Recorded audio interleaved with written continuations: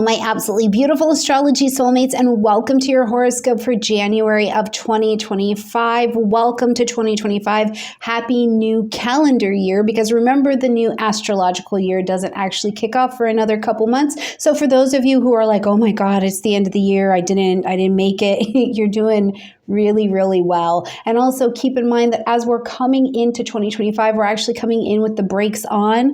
Mars is retrograde, so the doing energy is really very slow, and it's better looking at things going backwards, finishing, as opposed to launching things forward. So however you're greeting January of 2025, I just want to say welcome. Now, before I jump in and we talk more about what's happening this month, I want you to know, first of all, there are timestamps in the description box down below for each and every sign, so you can go to your particular sign and you can listen for your sun or your rising sign. Now, depending on where you're at in your astro education, it may be easier for you to listen to your rising sign if you're not used to lining the chart up, but the forecasts are intended for sun sign energy, where we move the sun to the first so that we can cover everybody in a general sign.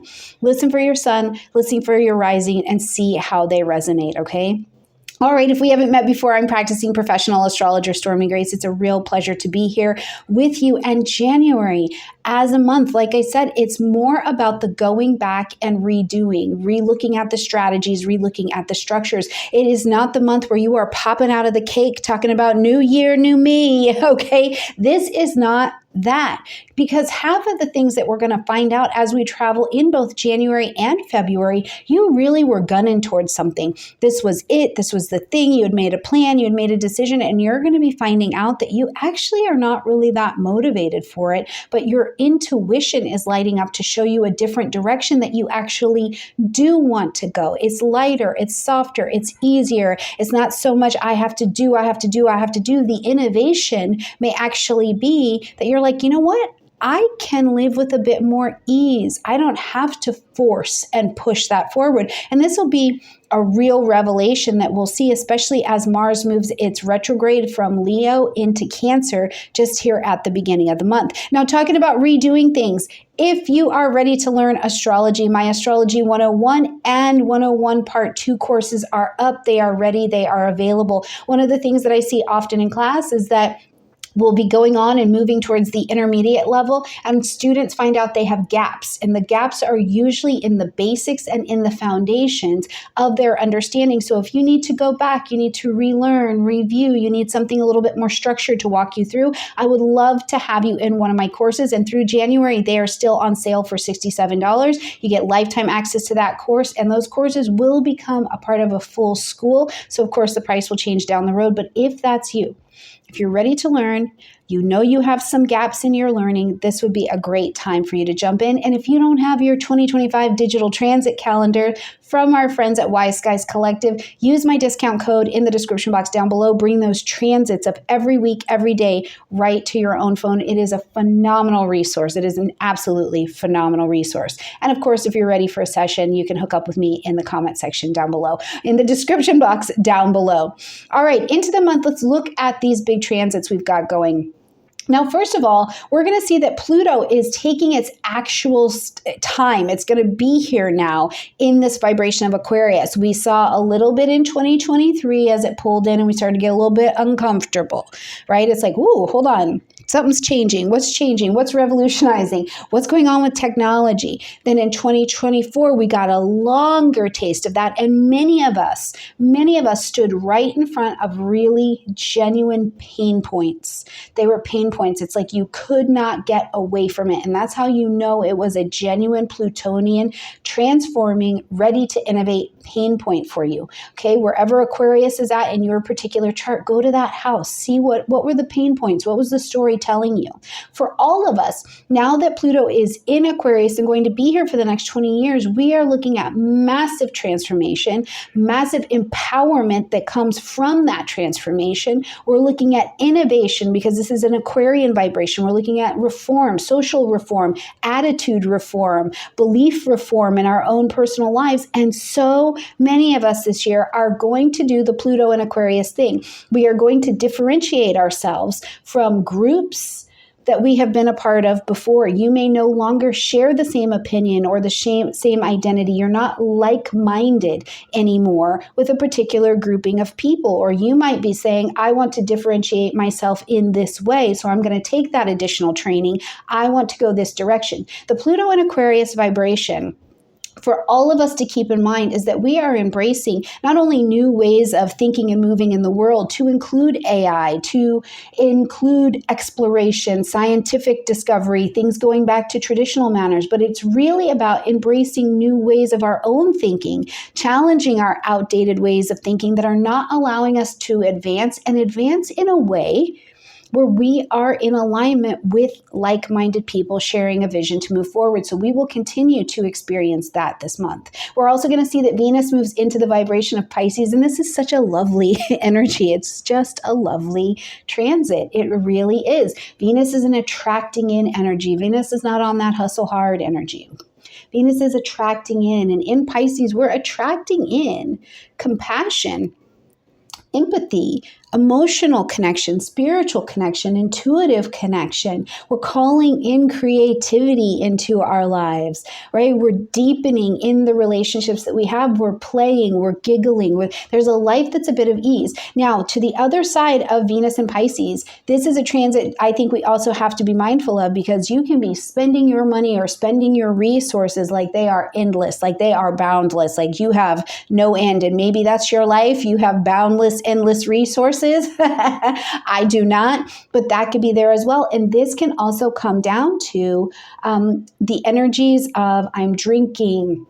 The drugs can come in, the coping mechanisms can really go through the roof here as well, because they feel so good while Venus is in Pisces. So it's got its shadow and its light side to be watching with. But overall, this transit is calling in an ease and a pleasure to you, and we want to take advantage of that. We will see on the 6th that Mars is going to take that retrograde from Leo back into the vibration of Cancer. And as this moves back, first of all, go back to October and November of 2024, and let's review what was going on in the Cancerian areas of your particular chart. What was happening, because you were starting to get some symbols of emotional things that maybe needed to be nurtured, or where you weren't getting a nurturing emotional needs and nurturing met. There could have been things going on with your family, things with women happening in your life, a place where you felt like you needed to reroute. As Mars is going to take this retrograde and come back in here now, we're revisiting it. But we're also revisiting the Martian things, the past actions. What did I do here? What is the strategy I've been using here? What needs to be done here? What is the family dynamic? What's the dynamic with me and women in my life, with feminine energy in my life? Maybe you are looking at resentment. Do I have internalized resentment against men, women, family, children, right? All the Cancerian things. And this is an opportunity to look at them and chart a pathway for a new strategy. But it's not leaning into the strategy yet. We're not leaping out there and the solution is coming as Mars is retrograde. We still need to get to the end of February, right? You're thinking about it. You're looking at what has worked when you did it and what didn't work when you did it to gather the information. It's more like the process of delineation before we're going to initiate and really jump out there with energy. Keep in mind, we're still just finishing, not really jumping anything new out just yet. On the 8th, we'll see Mercury move into Capricorn, and this is going to bring our communication until the end of the month really into a streamlined, focused kind of way, right? We're having a serious conversation. These are the details. My thinking is structured. This is the long-term plan. This is the long-term goal. So if you needed to, make those plans for long-term savings, for what you're going to do with your resources, how you're going to do things more professionally or more effectively or efficiently. This is that particular time that I would be using that transit to think about that as you're going through your month. On the 11th, big moment. We're going to see that the true north node shifts into the vibration of Pisces, while the true south node comes down into the Virgo vibration. Now, in the collective, the north node is taking us, we need to develop this. We've got too much developed in the south node, so we need to release some of that, poo out that, right? And we need to bring in more of the energy at that head of the dragon. So we're all called this way. Depending on how old you are, you can go back 20 years and in 20-year increments and see where these themes were showing up in your life before because we just repeat our patterns. The hope is that we bring more wisdom to them. So as we see the nodes shift into Pisces and to Virgo, first of all, compassion, compassion, compassion, compassion, forgiveness, self-forgiveness, self-forgiveness, self-compassion. These are going to be huge things with more creativity, more things around water, even just coming to your life, into your space. In my office now, I mean, when we had that Pisces lunation here in 2024, all of a sudden I've got like a online fish tank going in my office, and I've never had that in my life. I've never even like craved having that, right? But when I look back in my pattern 20 years ago, all of a sudden I was dancing, I was singing, I was around more water, even though that is not what my intention was. The calling and the beckoning for each of us really starts to show up as we grow in that spiritual and intuitive and emotional way. To the other side of that Virgo energy, we are releasing some of that perfectionism, right? The journey is progress, not perfection, and the progress is perfection. And that is something that I think we'll be moving away from, but that can be scary. It's not just as simple as some lady on YouTube is making it, you know, it's this real area where we struggle with control, because if I'm not in control of everything, if I actually trust my partner, if I actually trust that my children know how to navigate for themselves, if I actually trust and surrender some control, then we step into the space of vulnerability. What will happen to me? I don't want to end up like the hole in the middle of the donut, which even if you ended up as the hole in the middle of the donut, you would be fine. I found that out because they make a whole separate product called donut holes. So there you go. You can realign with your like-minded people and be in your box of donut holes. But the point here is that at a deep level, as we surrender and walk through this dance of control and needing to do the spiritual healing and the spiritual trusting and the karmic clean out that the North Node is going to call for, we start that journey really seeing it pick up here in January. Okay. Now, when we get to the 13th, we've got a full moon happening in the vibration of Cancer. The full moon is going to ask us to end something, acknowledge something, or to make an adjustment. We need to pivot in some way. But with all that light, it's also bringing a ton of emotional clarity to what? Probably the strategies that Mars has been showing us. How am I going about getting my emotional needs met? What are my emotional needs? What are my dynamics with my family, with my roots, with women and family around me? What are those dynamics? What do I do that makes me feel secure, like I'm rooted and that I'm safe? Do I like my home? Do I feel like I like where I live? I feel safe here. What are full moon? Old emotional patterns that even if I can't stop them just yet, we recognize the power and the magic at this full moon of even spotting the pattern, that it's like, whoa, I keep doing that. Even if you can't stop yourself, you're not advanced enough out of the lesson yet, but you spot it. You're like, whoa, I'm doing that. Or someone's sharing something with you and you're like, ooh, I spot it, so I got it. You know what I mean? That kind of thing. The acknowledgement of even that something is not working is a big deal. And for the rest of us, where you're at in that journey and you're willing to not only acknowledge it, but strengthen a connection with vulnerability, strengthen a connection with your own nurturing needs and feeling safe and protected by the universe to outgrow that emotional patterning, this is a big deal at this particular full moon. On the 19th, we kick into Aquarius season. On the 19th, we see the sun move into Aquarius. On the 21st, we will see the sun and Pluto come together in Aquarius. The 27th brings Mercury into Aquarius, and the 29th brings a new moon in Aquarius. So when I'm telling you, it's Aquarius season. So first of all, happy birthday, Aquarius, right? But this is the time of year, every year at this time, where we get the bump to innovate. We're like, okay, I have a need somewhere here for freedom. Go to the Aquarian area of your chart. What house is that? And you're looking at, I need to be more innovative. I need to be more forward thinking because I want freedom here. Something is outdated and I want to embrace the change. I want to embrace going on the journey for freedom, right? As the sun and Pluto come together in their conversation, it's incredibly powerful for making the changes or having the desire to do the research to go, okay, what is is it in me?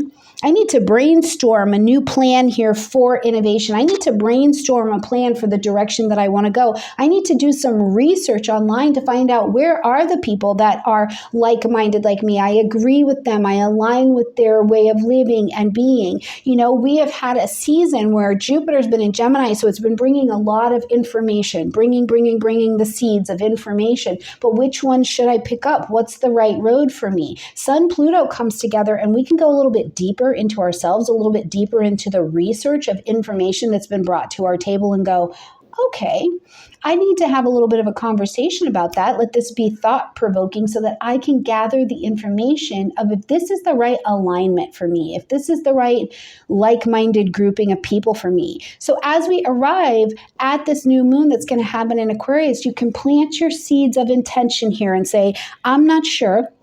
I'm brainstorming, I'm looking around, I'm not fully initiating anything yet, but I want to plant my seeds of intention here for a fresh start, for innovation, for different social connections that are the right alignment, for projects that I want to take on collaboratively with people or some kind of collective. Maybe I want to join a collective effort or a collective voice in some way. And we're going to plant our seeds of intention right here at this new moon to allow this to fan out. You know, what are you going to do? Is it some kind of community initiative? Are you taking it on? Are you innovating in that way?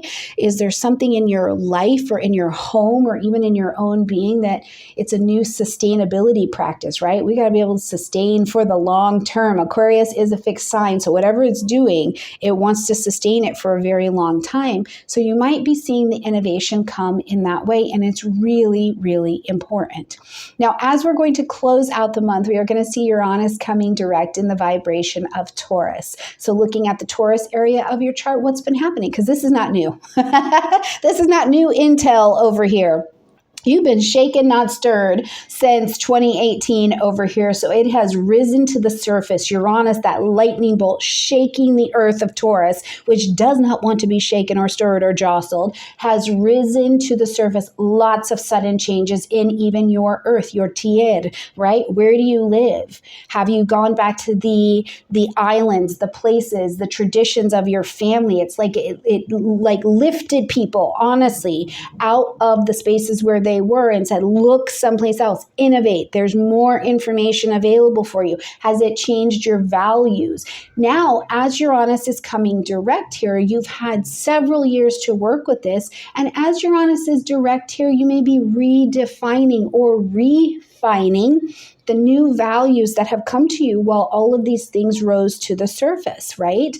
One of the things I would share with you is that on the 30th, at the end of the month, because it's a stationing day where Uranus is going to come direct, expect the unexpected. Be prepared, right? Because the sudden breakdowns, the sudden breakthroughs, the sudden change of directions, the sudden things we hear about money, cryptocurrency, the sudden changes in the world, economic shifts that present themselves, stay flexible, but expect the unexpected, right? And if you're doing that, then whatever breaks down also leaves a beautiful space for that next advancement and breakthrough. It's also quite inspired.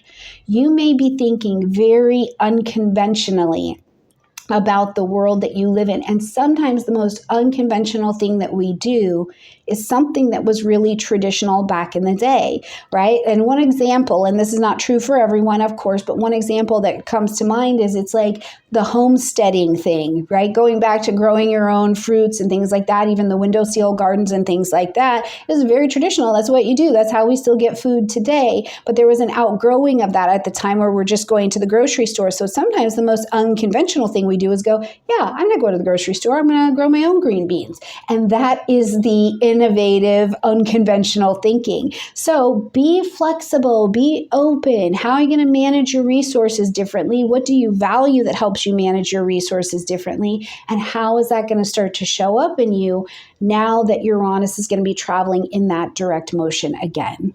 All right, my beautiful friends, click the description box down below for the timestamp to go to your particular sign. Enjoy your horoscopes. Please let me and us know in the comment section down below, how is your month unfolding? I'm sending you so much love, and I cannot wait to see you every week and every month as we travel here in 2025.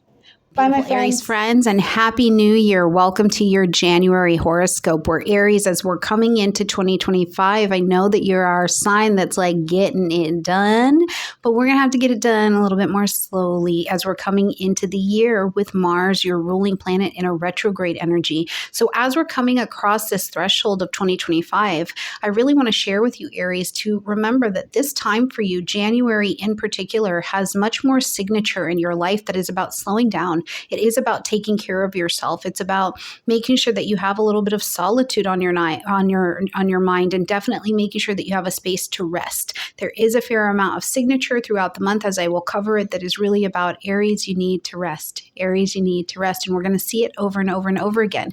And it's also a month where, as we see some of these signatures of rest, I think that they point us back to, where do you need to heal? Where do you need to heal your spirituality? Where does your spirit need a place also where maybe rest just looks like painting for you? It looks like creating music. There's some piece of you that really is going to encourage a lot of creativity. Now, the other signature I think that January carries for you, Aries, that it is a month for, first of all, self-compassion, selfless compassion, but it is also a month of release, right? Like if there have been resentments or things that needed to be healed and transitioned out, it's a month where if you've had subconscious blocks around things, especially having to do with your money, your friendships, your worth, that have been standing in the way. And you're like, how would I know if it's a subconscious or an unconscious block? You'll know because it feels like it's not moving forward and you're not able to change it. So if you feel yourself feeling more drawn to that this month, I want you to really go with it. We'll get back to getting things done as we get a little bit down the road. So starting off on the 2nd, we've got Venus moving into the vibration of Pisces, lighting up your 12th house space. So again, this calls you as Venus. This is an attracting energy, right? Venus is not going to go hustle. This is not a hustle energy. Venus making the first move to get our attention for you here in 2025 is about you need to receive. You need to receive. And here in Pisces, in the 12th house space, it's really about introspection. It's about that healing. It's about the spiritual and creative life. So if you're feeling drawn to or calling to you a space of introspection and healing, especially around relationships or issues tied to your own love, your own self-worth, right? This is a time where you'll be working on that. And Venus is calling that to you, calling that healing to you.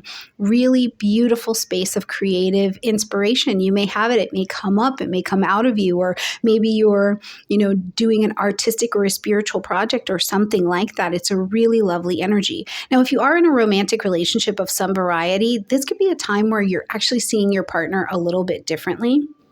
And you're seeing them in a space that's a lot more compassionate, or you're needing to look at them in a way that is a bit more compassionate because maybe they or you are learning something around boundaries. There can be a little bit of confusion here, where it's like, where is this service and where is this servitude in my relationships? And so you may be looking at that as well.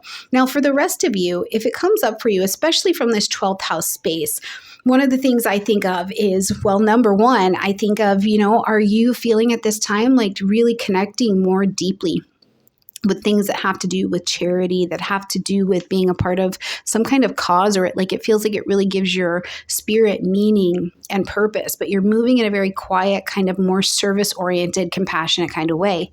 For others, I want you to be mindful. Venus coming into the 12th house space can bring relationships or things going on behind the scenes, right? What's done in the dark. There could be some of this. So if that's your situation, I just want you to move with caution and avoid as much confusion as you can by holding up firm boundaries and asking a lot of questions. I cannot tell you how many times I've had somebody come to me where Venus enters the 12th house and then someone approaches them and they want to take them out to dinner and they ask the question about, are you married? And of course they're married, so just be mindful with that. Okay. Now on the 6th, we're going to see Mars, that ruling planet of yours, shift back into the vibration of Cancer, coming out of Leo.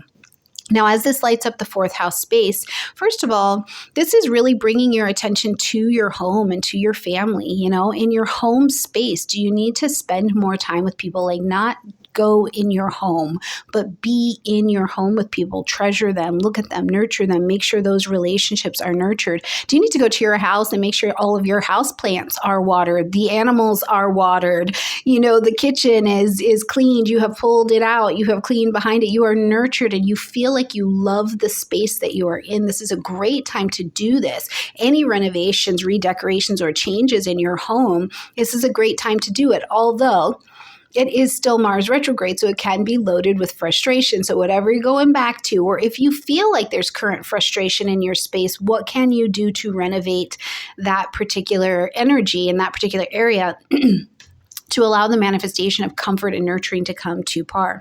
But on another place, I do think, especially if you go back into your life and you're looking at what was coming up around your family around October of 2024, you might be revisiting some unresolved family, financial, domestic kind of conflicts that came up at that time. Are there any kind of conflicts related to home or to emotional foundations? Whatever it is, this is what you'll be looking at. And the goal is, it's an encouragement to do a little bit deeper self-reflection about not only how you nurture yourself, but how you nurture others, and how your past has shaped you.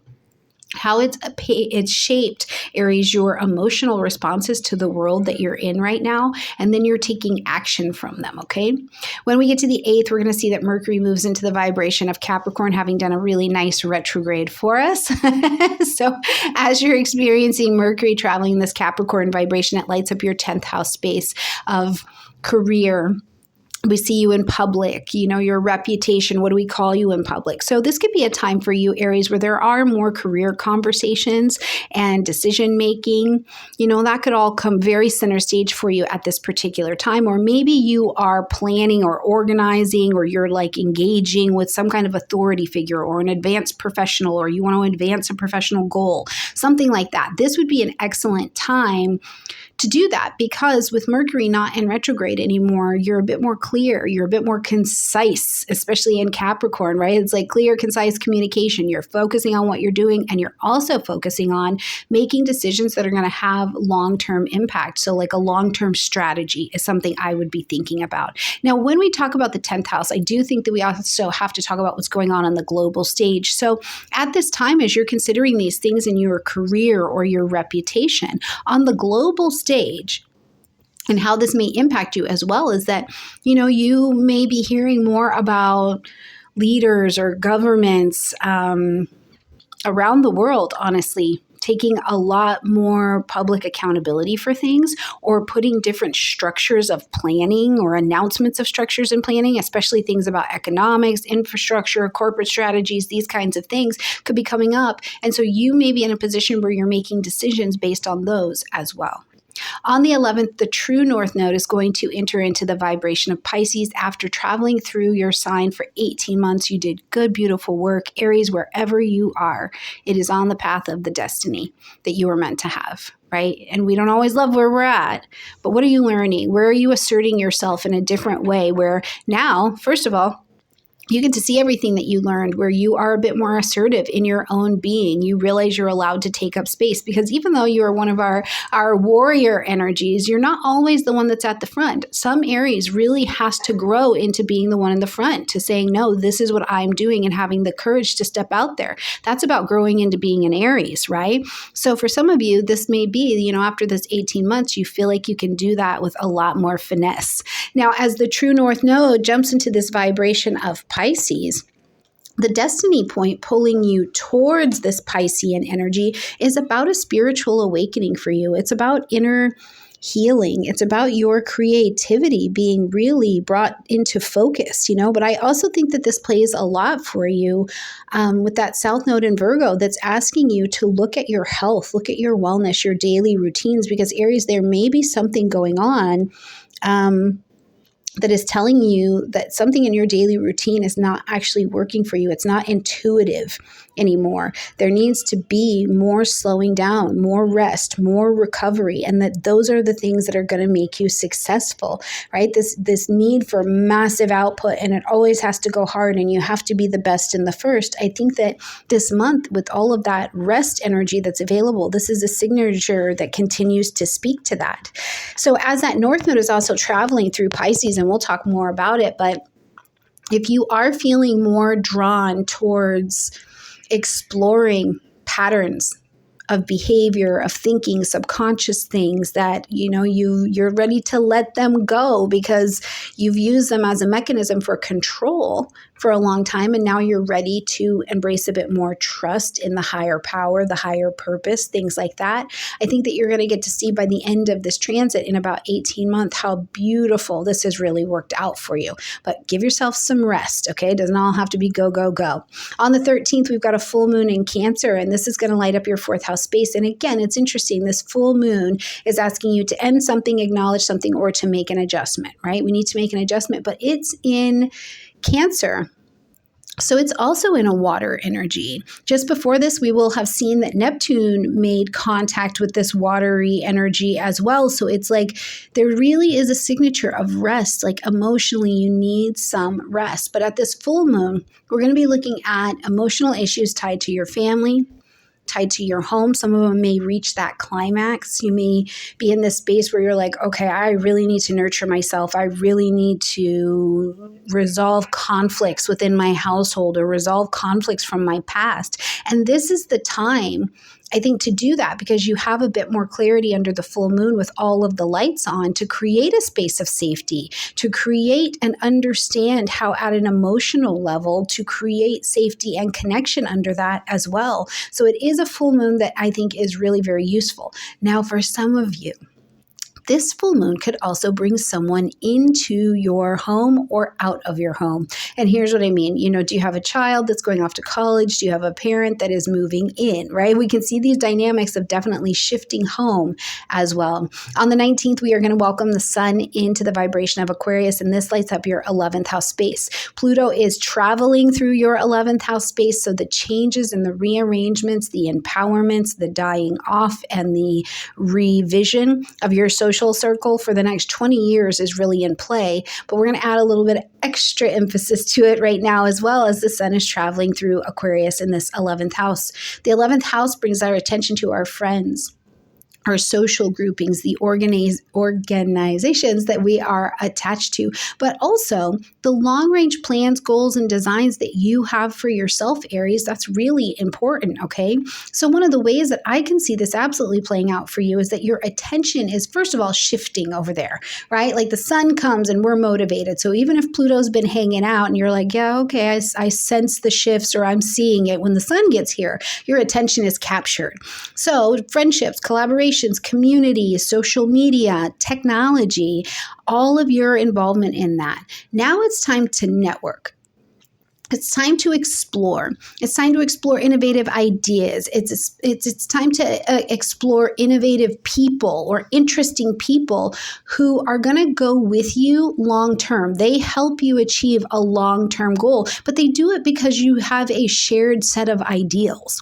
And this doesn't mean that you're going to be friends with these people forever for the whole rest of your life, but there is a lot of staying power because Aquarius is a fixed sign. So when you find the people, the organizations, the tool, the technological piece that helps you get to your vision in a shared-minded kind of way, I think that this is going to be something as you travel for the next 4 weeks that you can really invest your energy in, explore those innovations, take the time to network. Just behind that, we'll see Mercury come into Aquarius as well. And as Mercury makes that move into Aquarius, first of all, the communication planet in an air energy is it can be very busy. So you do want to be mindful at this point in the month that, this may be busybody energy. There can be a lot of information flying about. You're very excited because maybe you've met someone new or the like-mindedness is coming to fruition, right? So if you experience that surge in like collaboration or the brainstorming is going really well, enjoy that, okay? But also maybe bring some Post-its post-its so that you can write things down so you can remember them when Mercury gets on out of an air energy, because this sharing of ideas and engaging in this forward thinking, these conversations, it's going to feel natural here. It's like, yes, especially if you're communicating or studying like with a group or something like that. So enjoy that energy for the next few weeks. When we get to the 29th, now we've got a new moon happening in Aquarius. So as you can see, the 11th house and the 12th house are rocking and rolling for you this month. So you've got this busyness of energy, but there's also a need to pull back, give yourself some solitude, slow down and rest. Right? You don't have to be go, go, go, especially with all this busy energy, okay? Now, as we've got this new moon happening in Aquarius and it lights up that 11th house, it is the stamp where you start a cycle, right? Because it's a place to plant your seeds of intention and give a fresh start to those friendships. Give a fresh start to those collaborations, group projects, long-term goals, aspirations, designs. Give it a start, okay? And as you set your seeds of intention for new connection, or maybe there's something that you want to take an initiative or initiate, right? Just make sure it aligns with you and who you authentically are and your higher ideals. What is it that you really, really want here? Because this is an ideal time to, first of all, get in alignment with that. Second of all, to innovate. Allow yourself to be a different version on the stage and in your friendship groups. It's okay, Aries, for you to turn into a leader in a way that goes very contrary to the life that you have lived previously. You know, it's okay for you to dream big and to be inspired towards a collective movement or a social reform, or where you want to collaborate with people, okay?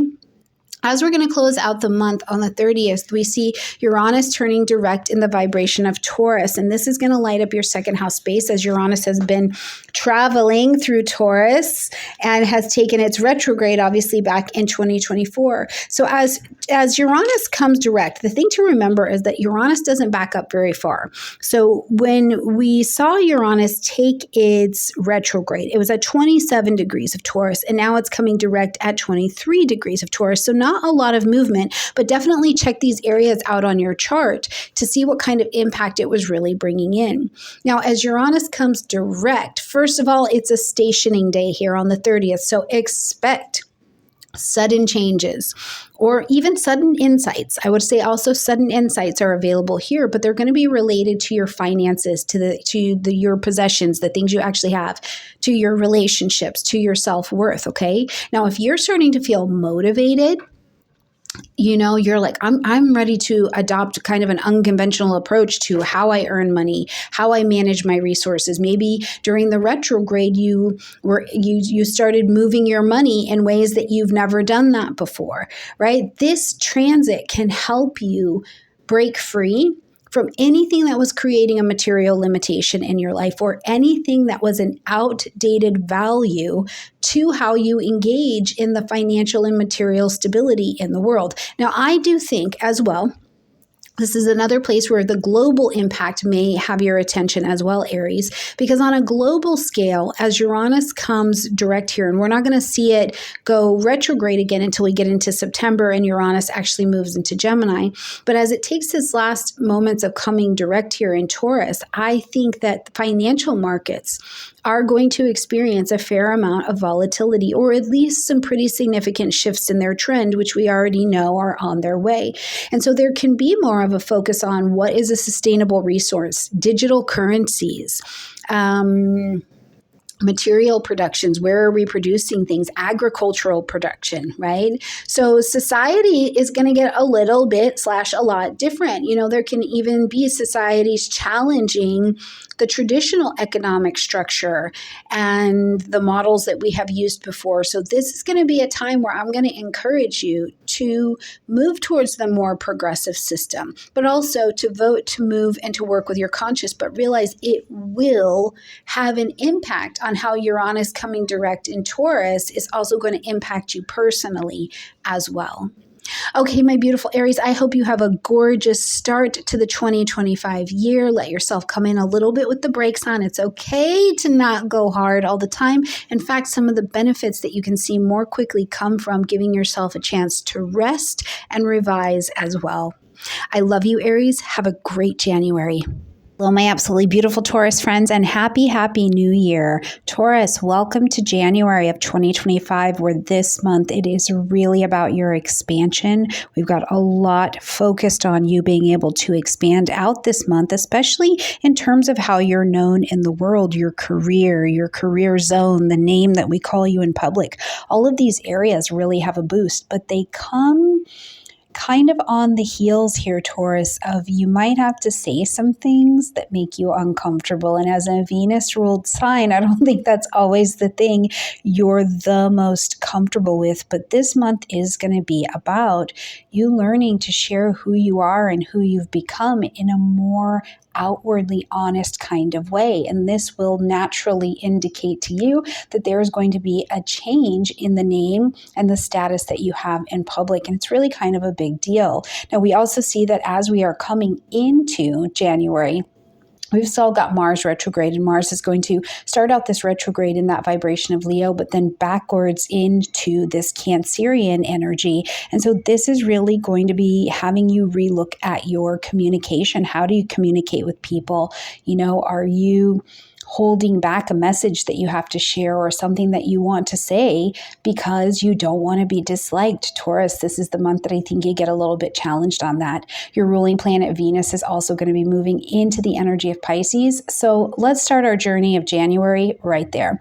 Right here on the 2nd, we've got Venus moving into that Piscean watery terrain, lighting up your 11th house space. Now, the 11th house is all about your friends, your social networks, social media even falls in there now, groups that you are affiliated with. But it is also about aligning yourself, Taurus, with people and making affiliations with people who are in alignment with the ideals, the ideas, and the long-term aspirations that you have for yourself. So this could be a season where I really want to encourage you as you're traveling here in January, Taurus, surround yourself, Taurus, with people who can love on you for who you are, who can, be inspirational. Look at your social circle, look at your social media, look at who you are aligned with. Are you honestly, allowing yourself to be around the people that you truly align with? Because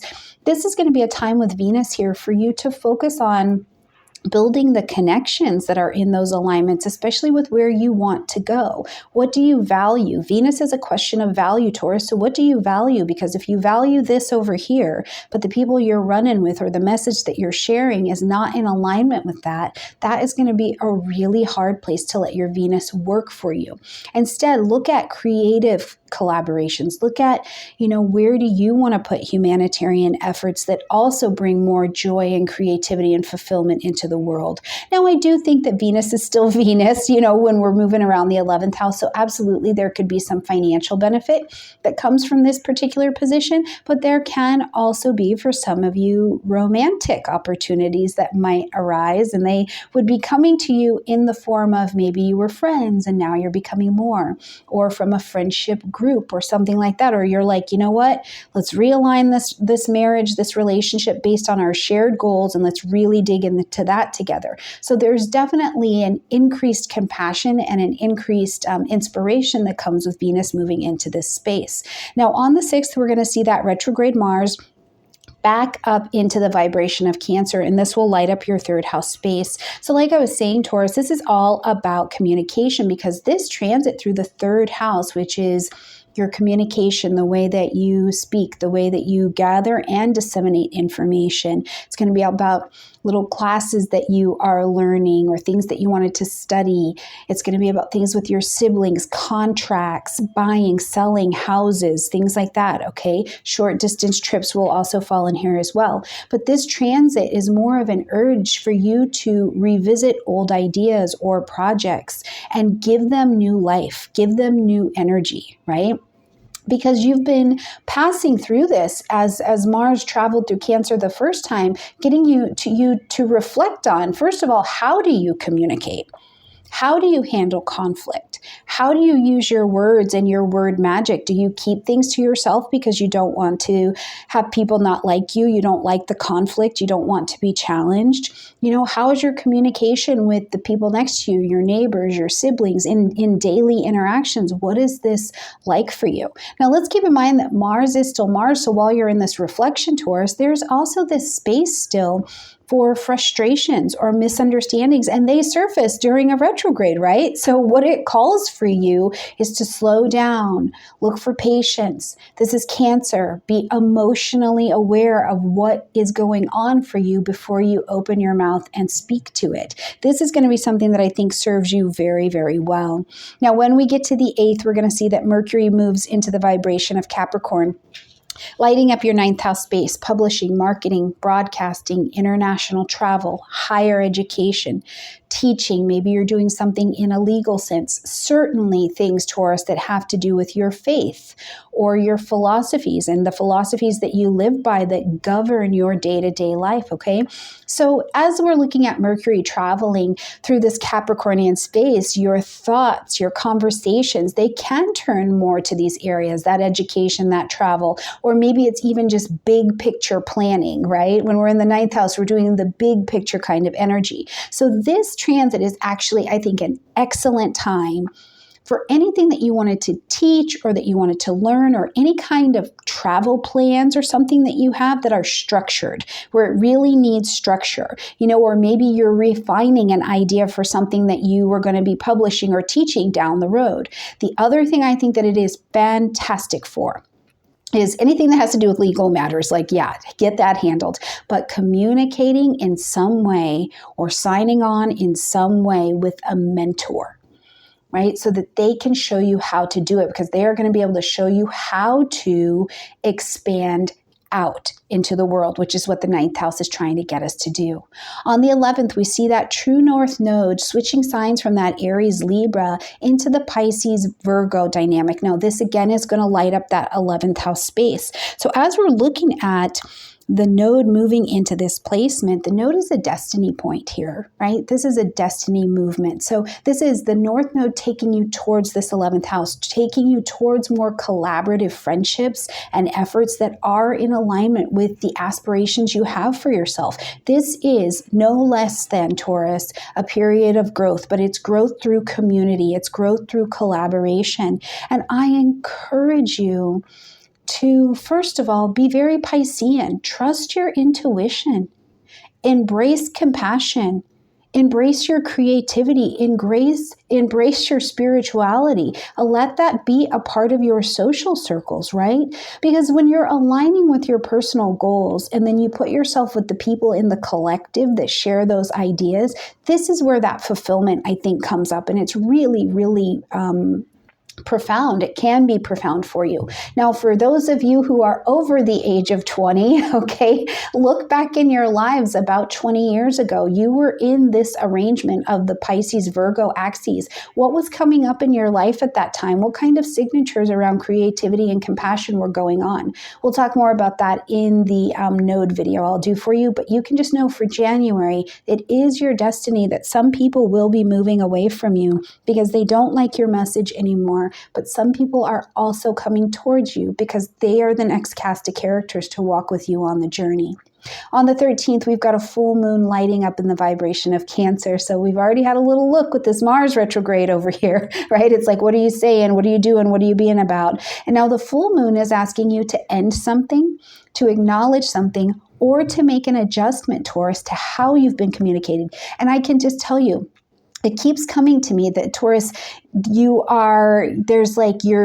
guarding your communication in some way. It's like you just don't want to say it. And I really think it comes from you don't want people to dislike you, or you don't want to be, you're like, I don't want to invite the conflict, is kind of what it feels like, okay? So I just want to encourage you to take courage. Sometimes what you have to say, especially if it is the truth, for you is the thing that will set you free. Now, remember that these moons never happen by themselves. So go back into your life. July 17th of 2023, we had a new moon happening at 24 degrees of Cancer. So go back through your Google Mail, go back through your calendar. What was going on for you at that time? Because you were planting your seeds of intention at that time to listen, to hear, to perceive new information that was coming on, but you were listening to it from the language of the heart instead of just the language of the head.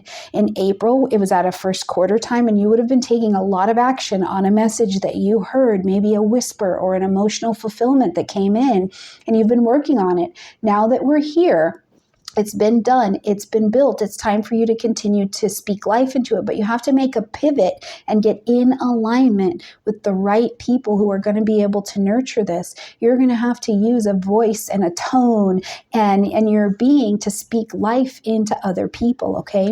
Now, this can also be around some learning, Taurus. So, if you experience some heightened emotions, even around something that you're learning about or something's coming up with your siblings or your neighbors, this would be ideal for that as well. But if there is a space for you, because it is the full moon, Taurus, to release an old thought or an old communication pattern, or to take that writing that you were working on and actually complete the project over the next couple weeks, this will be the most ideal.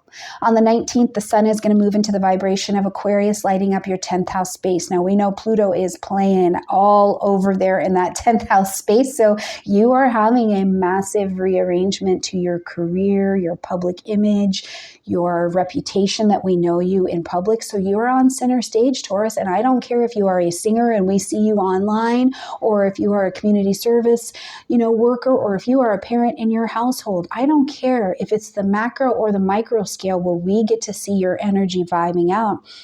This is a time where you and what you do and what you offer it out, your name, as it gets into the mouths of people who can see you because you're not invisible, this is when it's taking center stage. So I would encourage you, as the sun is traveling through Aquarius like it does once every year, Taurus, that this is the time. Showcase your individuality. Showcase where you have natural innovation, especially in things in your professional life, things in your reputation. Where can you innovate, right? You maybe feel motivated to align more of your career values or your career goals with your personal values and goals and aspirations. This would be a time where I think that this is a massive amount of beautiful leadership that you can bring into your life, but definitely expect things to be moving around the career or your in public section of your development, okay? On the 27th, Mercury moves into the vibration of Aquarius as well. Ooh, now we've got communication skills shining in this professional sphere or this public sphere, okay? So this is a great time as Mercury is traveling through here, having whipped itself through Capricorn. Now, we're not just making the long-term plans, creating the container of the idea. Now we're brainstorming where that innovation can come, or innovative solutions. We're networking. Maybe you're talking to the people who have power, authority figures. Maybe you're speaking, you are the authority figure, right? Whatever it is, this is a time as Mercury travels through here to present more forward-thinking ideas in a very public way. Share with those groups, because your name is in lights at this time, Taurus, regardless of what your work is, regardless of where we see you. Use those new strategies, use that energy to share your message, okay? On the 29th, now we've got a new moon in Aquarius. So, okay, listen, Taurus, this is you. This is you. This is a new moon signaling a fresh start, a time to plant your seeds of intention in your career, your public image, your long-term goals, what are we calling you in public, right? So plant your seeds of intention for where you would like to grow in public, professional growth. Where would you like to have innovation in your professional life or in your public life? This is a time to plant those seeds of intention, to focus on and make a commitment to achieving that aspiration, and especially in an Aquarius vibration, to being in alignment with your ideas and selling your ideas, sharing your ideas with those people who align with the unique values that are important to you right now and your unique ideas. Now, as we're going to close out January of 2025 on the 30th, we see Uranus turning direct in the vibration of Taurus right here in your sign.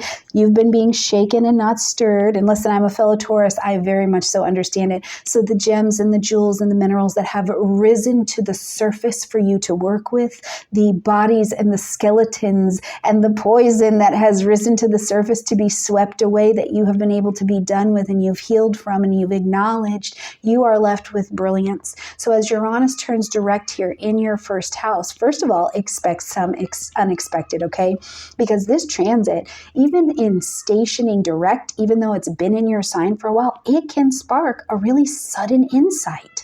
Or you're like, oh, I am going to change how I present myself to the world. You've got a lot of things going on for you in public this month, Taurus. You might be like, no, I'm changing how I'm going to present myself. I'm changing how I'm going to dress. Maybe you feel inspired. You're like, I'm going to embrace my individuality. I'm breaking free from what I thought I needed to look like, from this limiting belief. Maybe my identity or my physical appearance gets to be different, and you are just embracing it. So whatever this is for you, Taurus, I love it. And I cannot wait to see the way that you decide to start showing up, especially since you've had all of this beautiful innovation to get you in alignment with who you really are. And this idea that, Venus, I love it. I love Venus as an energy, but it can sometimes be like, if I'm just a really nice Taurus, it will all work out for me. When sometimes what needs to happen is you have to ruffle a little bit of feathers to tell the truth that you are experiencing. And that can be a little bit of work, but you've got a lot of cosmic support, Taurus, okay? All right, beautiful Taurans, have a gorgeous month. Let me know how it goes in the comment section down below. Hello, my absolutely beautiful Gemini friends, and Happy New Year. Welcome to January of 2025. We're Gemini. This month, we have a fair amount of attention going into your expansion. Your 9th house, especially towards the second half of the month, is really going to light up. So we're going to be paying a lot of attention to how you are expanding out things around education, spirituality, philosophy. But we are also coming into 2025 with Mars retrograde. So we are coming in with the brakes on, right? We are not squealing into 2025 ready to new year, new me, this thing. We are absolutely not.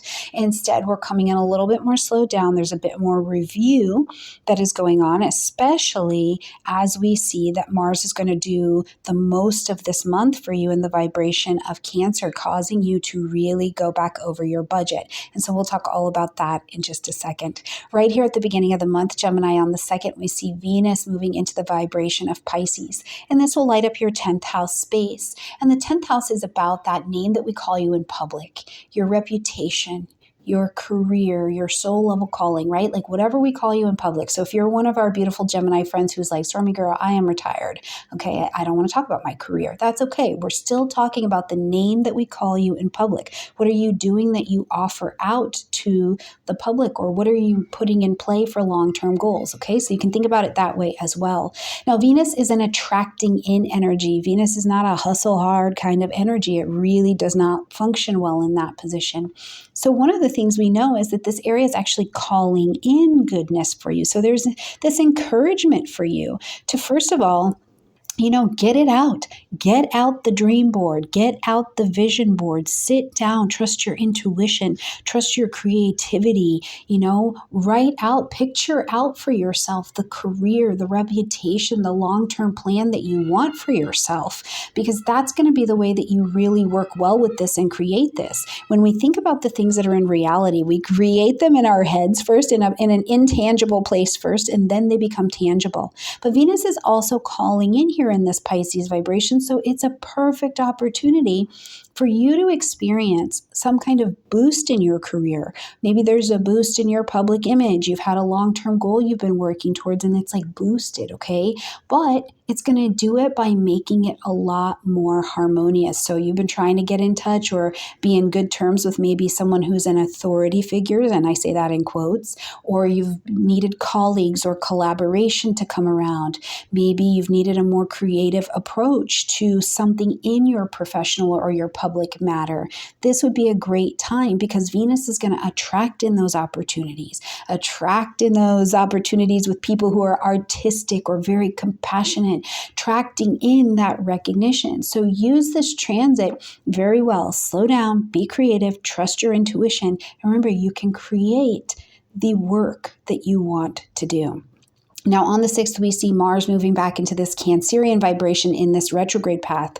Now, I don't think that you have to go crazy, Gemini, looking over your budget. I don't think that you need to just like lose your mind over it, but I do think going back over any financial patterns that came up, especially in the fall of 2024, think back to October, and doing a reassessment. And it's a reassessment of Mars. It's your financial strategy and your value. Do you have a strategy in your life that nurtures Cancer, your financial life, or nurtures or makes it so that you are using your resources to nurture the things that you really value? So you likely will need to revisit a past financial decision that you make, or you have to face the challenge in looking at your finances in terms of your emotional needs and your material security. Where have these been out of balance in some way?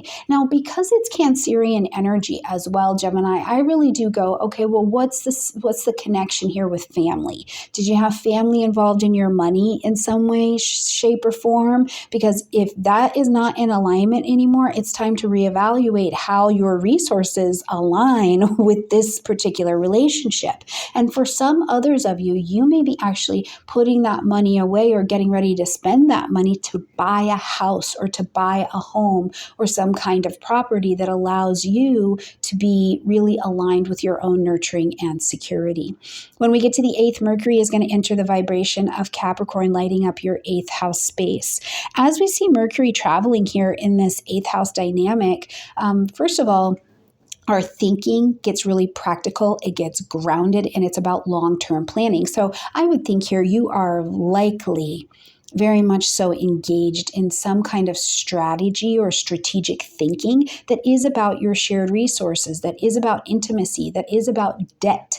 It's about intimate connections. It's deep. You're going really deep in the strategy and the connection and the thinking that you're working on. So this is a fantastic transit for you, going all the way until we get to the 27th of this month to get some kind of long-term financial plan, long-term joint venture, long-term investing strategy, deep psychological work done that is going to highlight your ability to use your resources really, really well, especially in a joint resource, or to cut away the things that are connected to your resources that need to be detoxed. They don't belong here anymore, right? So this is going to be a great transit. You've got a couple weeks to really work with that.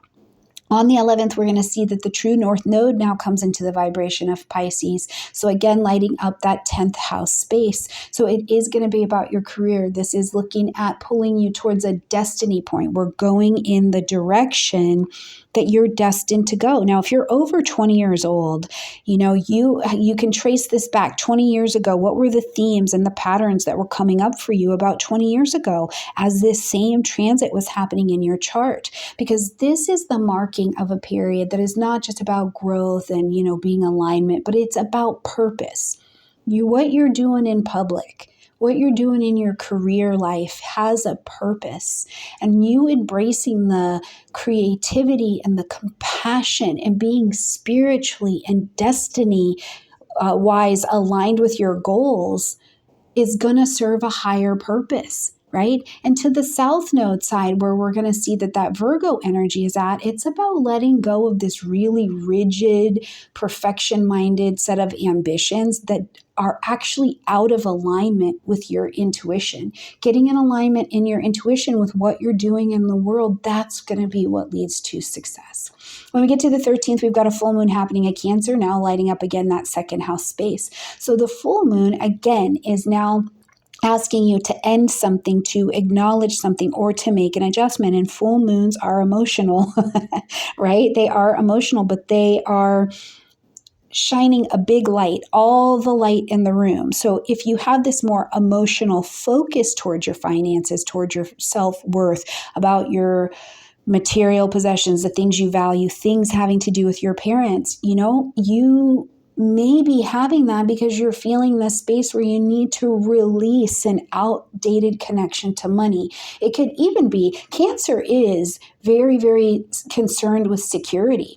So this could be something where you're like, you've had some outdated beliefs about how you keep your money safe or how you keep it, have you been keeping your money in a particular bank and you realize they're charging you too much and you're like, no, that is not safe, okay? That will not work for me. That does not make me feel emotionally good about what's going on. But this is a great time at this full moon to pivot. It's just a time to pivot and commit to a new direction in what you're doing, right? Pick a path where you can create some balance between emotional living around money and your actual material needs. So think about this, do you feel like you have your money and your investments and your material reality in hand? Do you have clarity on them? If not, this is a great time to be working on that, okay? On the 19th, the sun is going to shift into Aquarius. On the 27th, we're going to see Mercury shift into Aquarius. And on the 29th, we've got a new moon in Aquarius. All of these are going to light up your 9th house space. So for the 19th of the month on, we've got Pluto, Sun, Mercury. They are working over here in the vibration of Aquarius. So your 9th house, publishing, marketing, broadcasting, higher education, things having to do with international travel, legal things, your philosophy, right? A spiritual philosophy, maybe even that governs your life, Gemini. This is the time for you to realize you are getting a massive shift in this area of living. And it's time to explore new ideas. It's time to broaden your horizons, connect with something that's a bit more progressive or unconventional. And that just means progressive and unconventional for you, right? It can be something that's really different. Maybe you've been going to college or you've been in some kind of educational program or system or something like that. And you're like, oh, actually, I'm going to scrutinize this a little bit more because I'm not sure if this is exactly what I want, but I'm willing to learn a little bit more about it. I want to set my seeds of intention at that new moon. I want to plant my seeds of intention to expand my worldview. I want to know more. I want to start a new educational or a teaching pursuit, I think is the best word, or maybe you're embracing a whole new philosophy of living that will absolutely change the direction of your life. Now, on a very practical way, I do think some of you too are just going to be planning some kind of really big trip, and all I want to say to you is, remember, you've had a fair amount of energy running through your second house, so don't plan a trip that's so big that your budget can't actually handle it. Okay, Gemini, as we close out this month on the 30th, we're going to see that Uranus turns direct in the vibration of Taurus, lighting up your 12th house space. So Uranus has been in Taurus. This is nothing new. It's been over there shaking and not stirring it. But as Uranus comes direct, first of all, remember that a stationing day can be a lot of energy. So expect around the 30th, you expect the unexpected, expect surprises. And this can be an energy that I attribute to. Sometimes we have a breakdown before we have a breakthrough, but because this is your 12th house space of the things hidden behind the scenes, things having to do with addictions, old karmic connections, and things like that, it can bring a breakthrough that's actually coming in a spiritual way or a breakthrough on your spiritual journey. Maybe there's a breakthrough in your subconscious, and this sudden insight makes you go, whoa, that was a really limiting belief. That was really limiting behavior that was going to put me in danger of having to live that pattern for the rest of my life, right? Maybe this is a place where finally that fear that you have been underneath, you're able to release it, or you at least see a way out of it. Whatever it is, I feel like there is this call here in the 12th house where you are feeling more inspired to explore the realm of the spirit, explore the realm of creativity, and connect with yourself in that inner way, because you realize that by going to the spiritual place, coming to your center, this is an inner resource that is limitless and it is like gold. So let me know how the month comes out for you, Gemini, in the comment section down below. I'm sending you a lot of love for all of the breakthroughs that come your way as we are traveling through January. Bye, Gemini. Hello, my absolutely beautiful Cancer friends, and happy 2025. Welcome to January.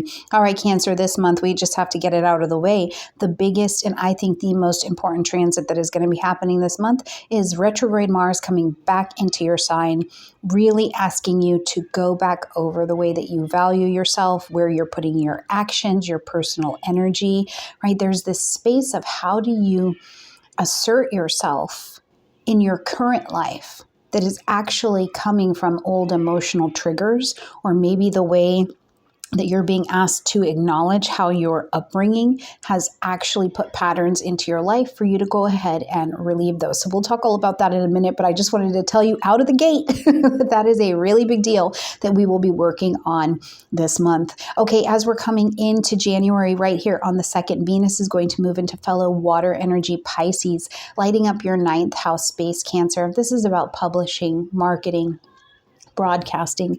There's expansion, things having to do with new ideas, new philosophies, new cultures. Maybe you're teaching something or learning something that is really about a spiritual or a philosophical kind of pursuit in some way. Okay, as Venus is rolling here through this 9th house space, you may feel more inspired, right? You're like, I am inspired by a value or a love for exploring those new ideas, for studying art, studying religion, studying language, studying a culture I know nothing about. And sometimes a culture that I know nothing about can just be normal everyday life. You know, if you were raised in a single parent home and your partner was raised in a 2-parent home and you're learning about that, right? Like, just think about it in ways that are also about expanding your worldview based on just something really different. It doesn't have to be profound.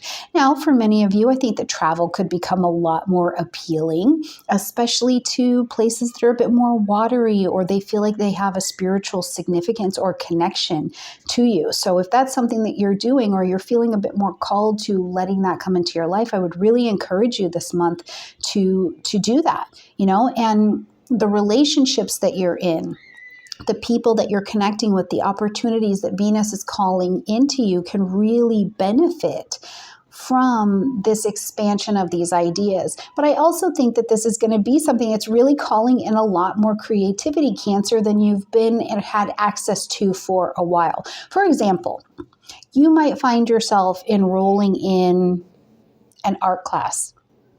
You might find yourself studying astrology in a different way.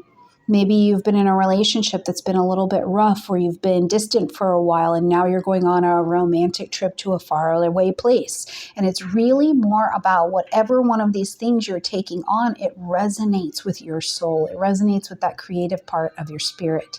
Now, when we get to the 6th, we see Mars re-enter into your sign, into Cancer, and this is going to light up your 1st house space. So this is, again, a transit that if you go back to the fall, think about October of 2024, it's bringing you to a place of introspection, and it is about your actions, your personal energies.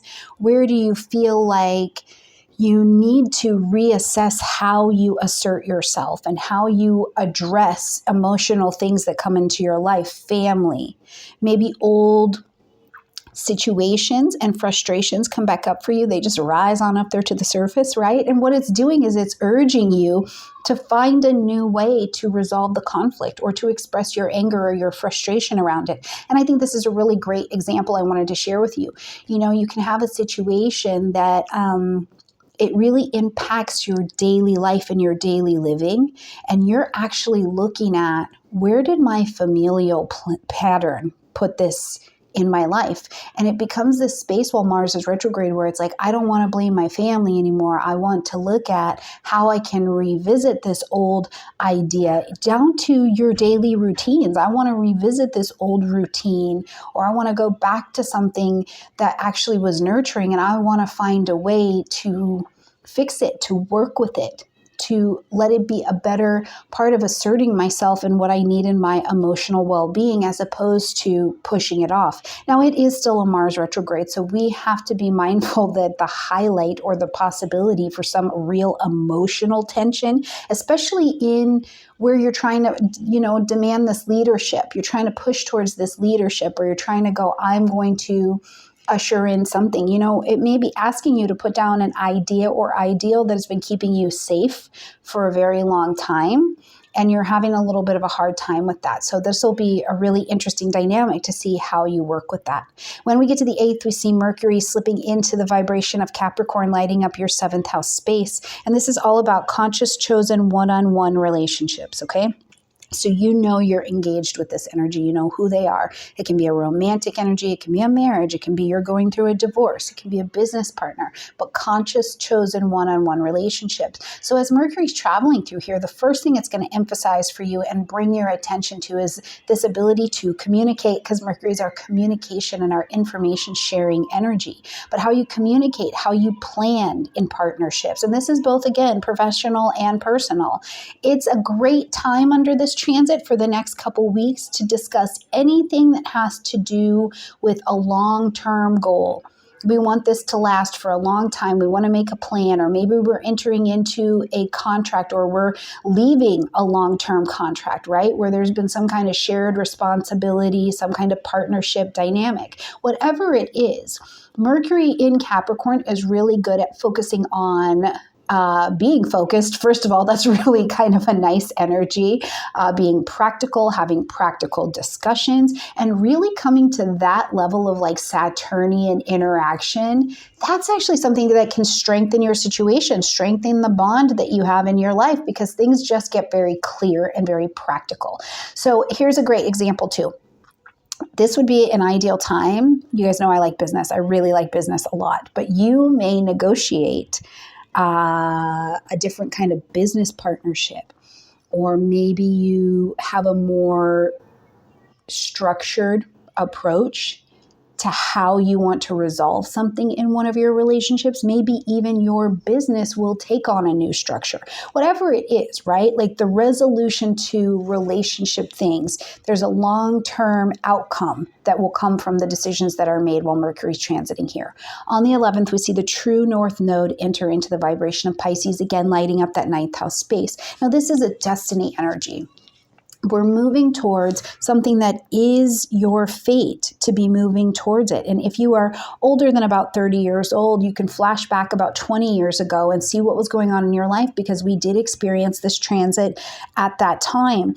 So what were the themes and some of the symptoms and what was happening for you? It was wildly encouraging growth in your life, but it was through spiritual or philosophical exploration, because when the North Node gets involved here in this 9th house space, yes, you're publishing, marketing, broadcasting, traveling, teaching, you're expanding your worldview, but it is about it having a higher purpose now. This is greater than just me. And it's coming through a space of your intuition. It's coming through creativity. And that's how you get this expansion.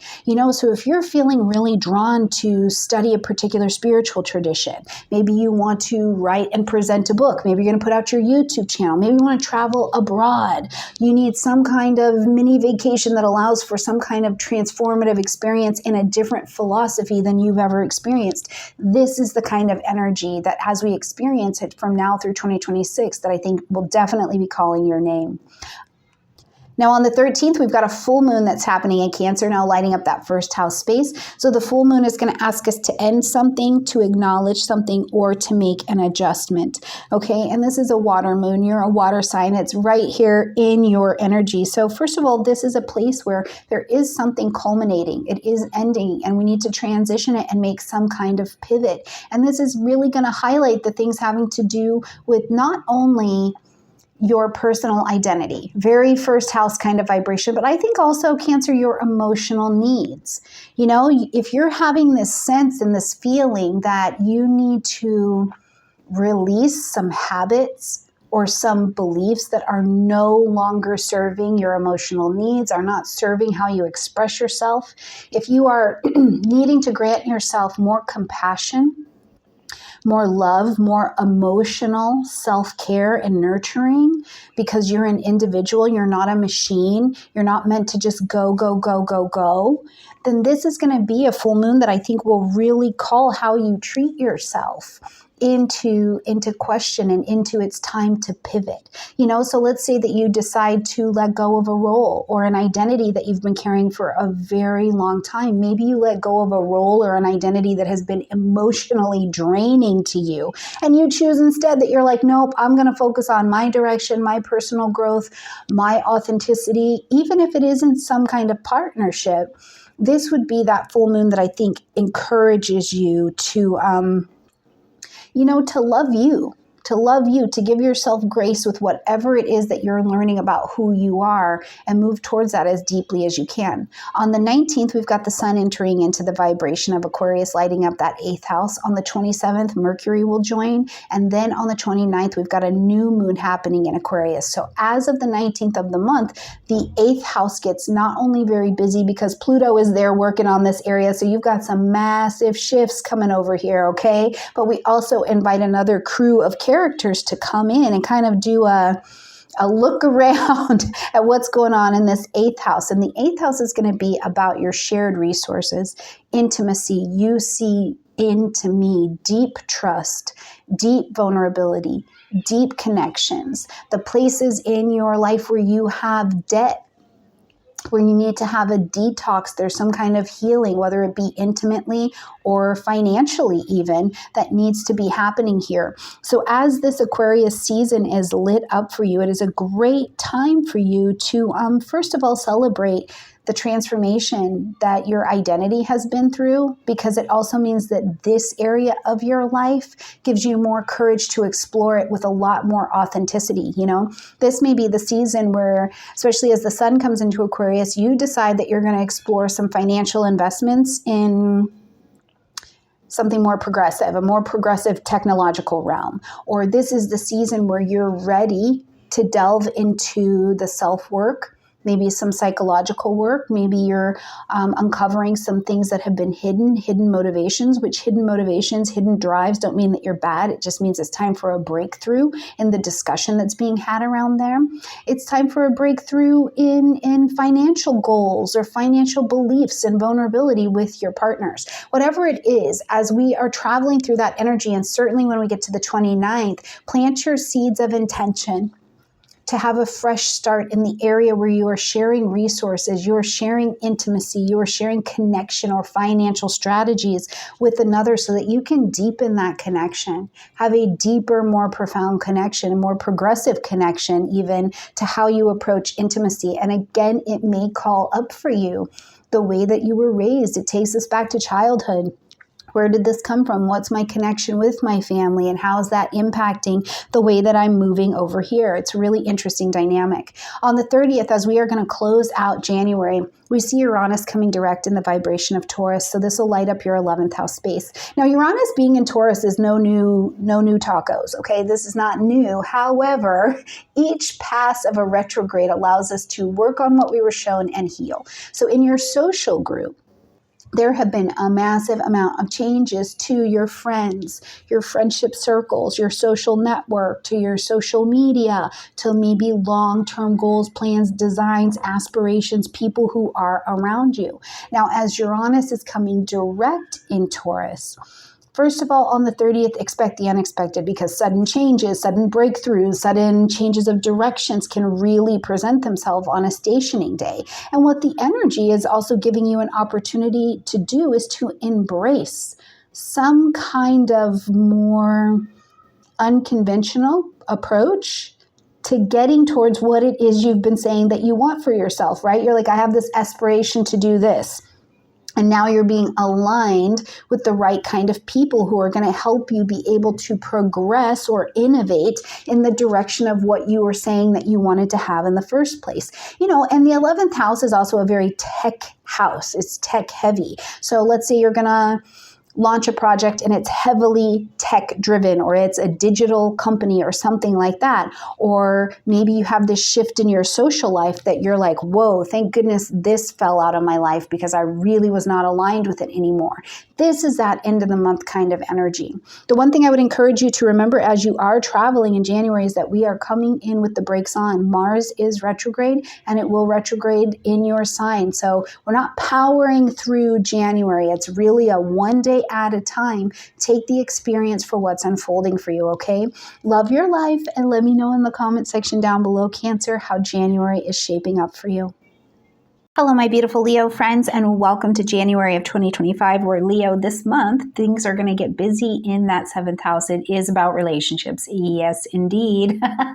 And that is all good stuff. We will cover that in just a minute. But the thing I want to point out at the beginning of this reading is that to remember, Leo, we are coming into January of 2025 with the brakes on because Mars is still traveling retrograde as we are coming into this month. And while it will shift out of your sign, which is giving it a little bit of extra oomph of like slow down, it's also still going to be retrograde in that vibration of Cancer until we get into February of 2025. So there's no real hustle hard, hustle forward kind of energy that is available. It's really a lot more about taking a minute to do some introspection, to revisit some old things. For you, certainly with Mars being retrograde in Leo, you're re-looking at old patterns, you know, of how you've been doing you. You've been looking at where there have been roadblocks in where you've wanted to go, or you've had to like slow down, especially since the beginning of November of 2024.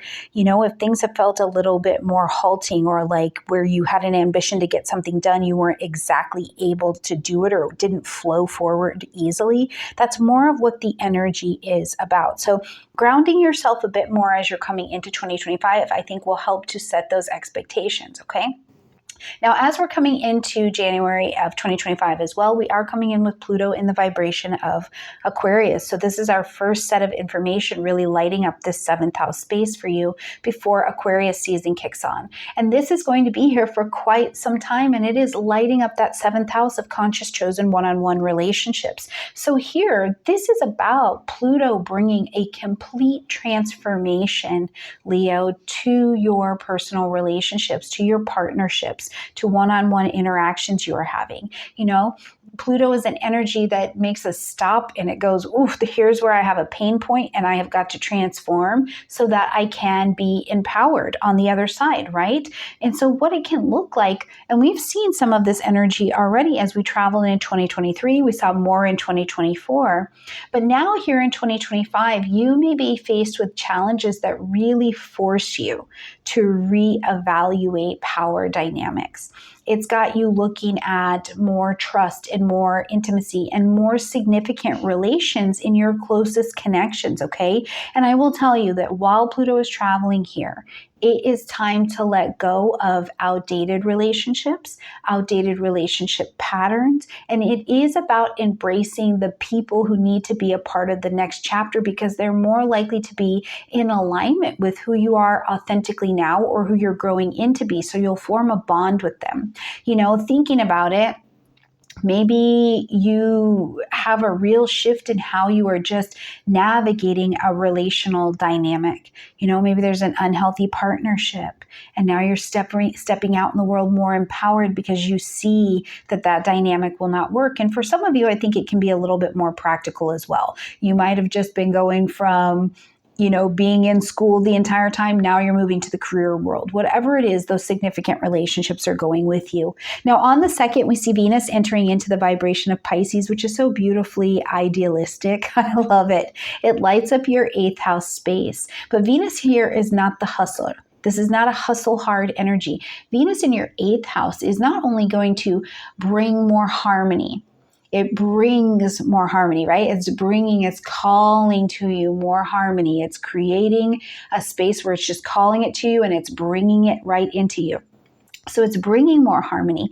It's bringing an easier time having depth to any of the matters and circumstances in your life that have to do with intimacy, has to do with shared resources like trust and vulnerability, with finances, places you need to have a healing or a transformation, maybe even a detox, right? Venus helps here. And so this is a great transit to focus on, first of all, how do I improve this area, right? How do I improve or deepen this area? Maybe those emotional bonds. Maybe it's where you're getting more interested, Leo, in a more esoteric topic or something like that. You know, you're going back over this energy, being very idealistic with Pisces here. And you're like, oh, okay, maybe I want to merge finances with a partner or with another collaborative resource. And we're going to explore more of a healing practice, or we're going to go more of an intimate, intuitive route in some way. So pay attention too to the financial collaborations or investments that come into your life at this particular time. On the 6th, we see Mars now moving out of that vibration of traveling through that Leotian. I don't actually think that's a word, that Leo terrain, and moving back into the vibration of Cancer. And this is going to light up your 12th house space, okay? Now, as we have this Mars coming back into that vibration of Cancer, first of all, like I said, there is this real introspection, but for you, it is also about subconscious things. It's about fear. It's about maybe where there is a space where there is unresolved emotional issue or unresolved anger. Maybe you're trying to do something or something was done and there was a hidden motivation. Maybe there are things or projects that are going on behind the scenes. Whatever it is, the Mars retrograde is a frustrating energy. It really can be. And especially because Mars is going to want to confront the conflicts that are there. So this time you're confronting conflict of old wounds that were there, especially old emotional wounds or old wounds about what made you feel like you were at home or you were secure or you were nurtured. And the work here is to release it. Release what doesn't serve you anymore, right? I also think that while Mars is traveling through the 12th house, one of the things you want to be mindful of is getting the energy out of your body. Make sure you're moving enough to get that energy out of there because, Mars pent up energy in the 12th house space is just it's not good. It's going to create more nervousness or more stress to you. But you can also spend this time trusting your dreams, your intuition. These things can become more vivid and they act as a guide to where you can turn in and do more of that healing. If you're revisiting an old emotional pattern and you have the intuition that you're like, I just need to take up something where I'm meditating more. And that helps you release those built up frustrations. That would be a great use of this particular energy. On the 8th, we see Mercury jumping into the vibration of Capricorn. This will light up your 6th house space. This is all about your daily routine, your health, your wellness, getting a routine together, right? It's about your work, especially if you're a freelance person or contracts you're taking on, your coworkers, everything that has to do with how you organize and the health of your daily routine. Now, with Mercury in the 6th house, the emphasis on all that organization and communication is going to be more about problem solving. But you're problem solving your daily routine. You're like, I have to get this together. So if you needed to increase or improve the efficiency in your life in this area, maybe you have something in your health and your diet, a fitness routine, and you need to improve that. It's not efficient. It's not effective. Or you need to discuss with your doctor or with your assistant or something like that in your life, practical solutions that maybe even require a little bit of professional help. Or you find yourself in your workplace, you're having to have more of these conversations about getting a daily routine together. I think that this is a great transit for, especially if you wanted to try to actually implement a plan that is about new or better productivity. This could be really helpful because Capricorn is going to want those long-term results. It wants it to be the best and the most healthy structured plan that allows you to be successful, okay? On the 11th, we see the true north node entering the vibration of that idealistic Pisces energy. So again, adding more emphasis into your 8th house space. Now, the north node, as it moves here, this is a destiny planet. This is not a planet. It's a destiny energy. It's a destiny point. So it's calling us towards. It's like, this is the destiny. This is where we are looking to really fulfill this energy. So at that north node point, it's going to encourage you to, first of all, not just grow in your idealism, but to grow through you need spiritual growth. It's calling spiritual growth right up and out of you, okay? It is calling growth through vulnerability. It's going to call in growth through emotional depth. It's in the 8th house. You're detoxing, you're losing, you're letting go of something, you're pushing something out of the way. You're talking more about shared resources. You're learning a lot, right? Maybe you're even being guided to embrace different kinds of trust and transformation in your relationships, just because it's the natural cycle of life. You know, it's not that you're having to force anything. You're just naturally going to the next age or to the next experience. And it's the circle of life playing out. Either way, as this circle plays out and you're exploring those deeper or more emotional connections, those are the key. Those are the key to allow yourself to go there, to be vulnerable, to explore them. Now, what you don't want to do is lose your boundaries, okay, Leo? It is important to keep your boundaries. So if you're feeling really called, for example, you want to explore more topics like life after death, maybe something more esoteric. Maybe you're going deeper into a financial or an emotional commitment with somebody. I just want you to dot your I's and cross your T's to make sure that you know to the very best of your ability who you are dealing with, not just some idealistic view of what it could be. But also at the south node point, which will be in Virgo, is that nothing and no one is going to be perfect, including you. So there's going to be some place where you have to make a plan, do your research, and then you have to trust that it is going to work out and that the universe has got you seated lovingly and protectedly in its palm, okay? On the 13th, we've got a full moon now happening in Cancer, again, adding more emphasis into this 12th house space. Now, this particular full moon is, first of all, going to ask us to end something, acknowledge something, or to make an adjustment, okay? But again, it's illuminating here, pulling all of the light and asking you to pivot in the space where things are hidden. They are going on behind the scenes. There's hidden emotions. There's subconscious patterns.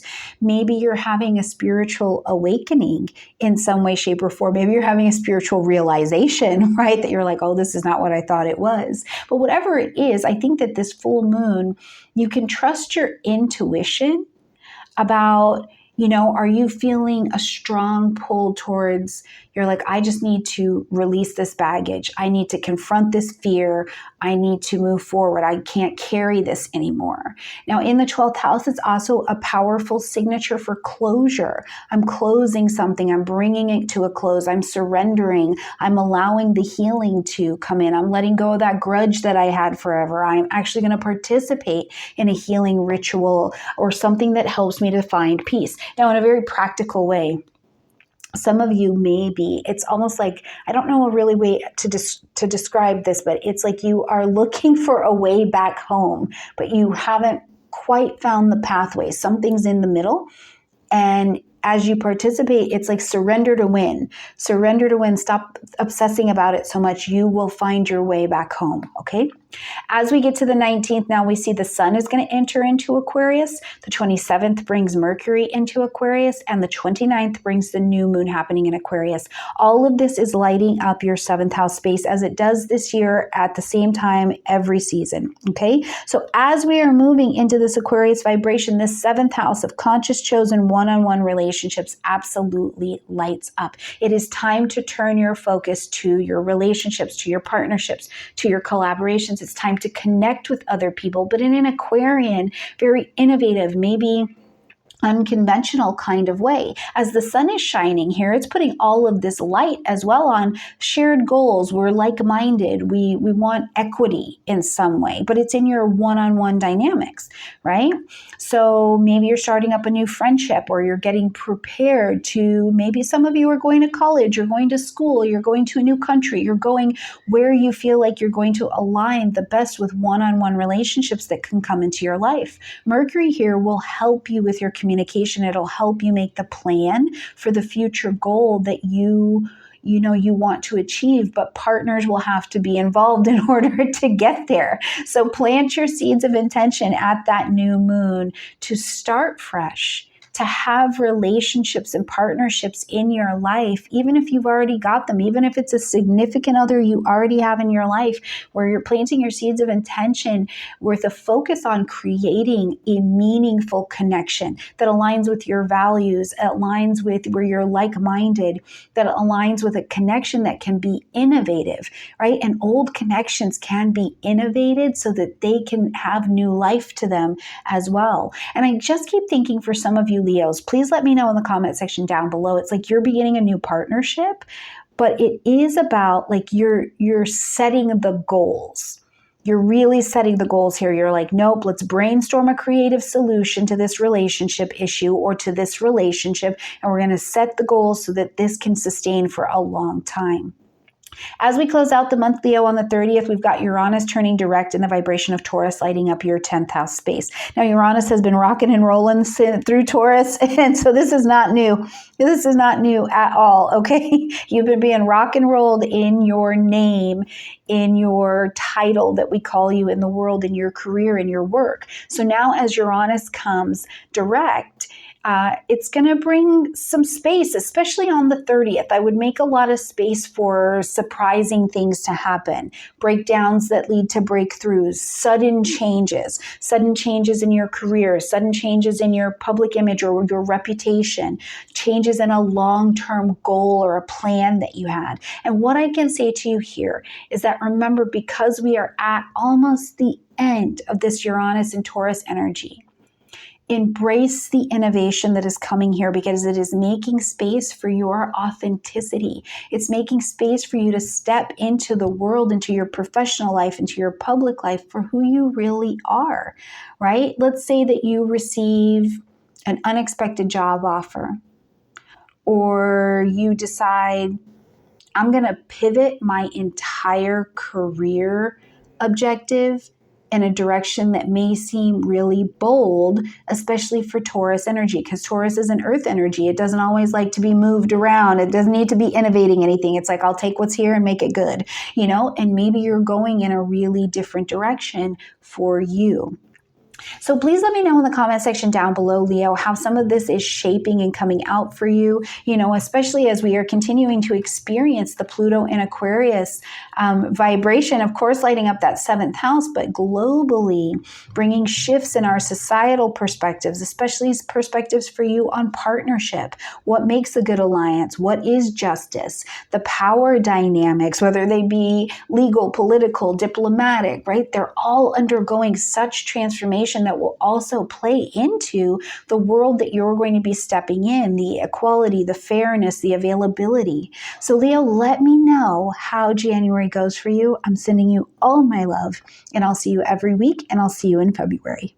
My beautiful Virgo friends, and welcome to your horoscope for January of 2025. Happy New Year, Virgo. Listen, this month is bringing a massive amount of tension, especially at the end of the month, to your 6th house, where there needs to be some adjustment, right? You were making a change with something going on with your health, your wellness, your daily routine, how you're caring for yourself. It could even be something coming up in your career, but this has more to do with the daily routine and how you handle things in your life or your business or your career than the job itself. Okay, now I do think that there is a lot of long-lasting, really positive transformation that's available this month for you, especially in that area. And certainly as we're going to begin the month and we start to focus a bit more on where the relationship dynamics going to take us, that'll help you balance out just only having to think about your daily routine, which I think is a beautiful thing. So Virgo, let's talk first about the fact that as we are coming into January of 2025, we are coming in with the brakes on. Mars is still retrograde, starting out that retrograde in the vibration of Leo, and then it will be backing up just a few days into the month into Cancer energy. So we're coming in with our get up and go really quiet, okay? We're not just hustling into 2025. That new year, new me energy is not it. So as we're coming in, I want to invite you to take stock and to take space here. And remember that you're in a space where you're allowed to slow down. You're allowed to be in review and embrace the looking backward energy. Look back where you might reconnect and revise many, many things. And you have an opportunity to step into this completely new world and new vibration. You get to step off the bus kind of gently as you're finding your way through a fair amount of uncertainty. Now, Pluto is going to be in Aquarius. This is it. We're riding that bus till 2043, and it's going to be lighting up your 6th house space.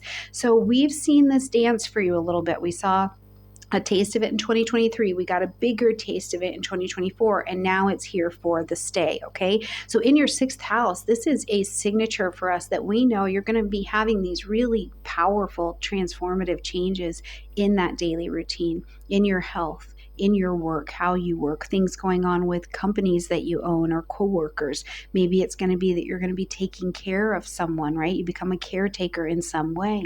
Now, if you are starting to feel, especially as we're here in January, you're feeling, more compelled to take a look, or maybe even to actually address power dynamics that you're having in one of these spaces. Maybe it's at work, and this is where this transformation is undergoing, or how you are managing your health or your health habits. This is an energy I would tell you definitely go with it, because it's a time to let go of the outdated structures, right? It's not working. Something in the daily routine is not working. You've likely felt the pinch and the pain of that already. And if you let it go, embracing what's new will actually be where your empowerment is at. So, just for an example, especially for our newer listeners, which welcome, by the way, if you have had something going on in your fitness or your health routine, this may be, as we're even coming into January, where you are like, I'm having an overhaul.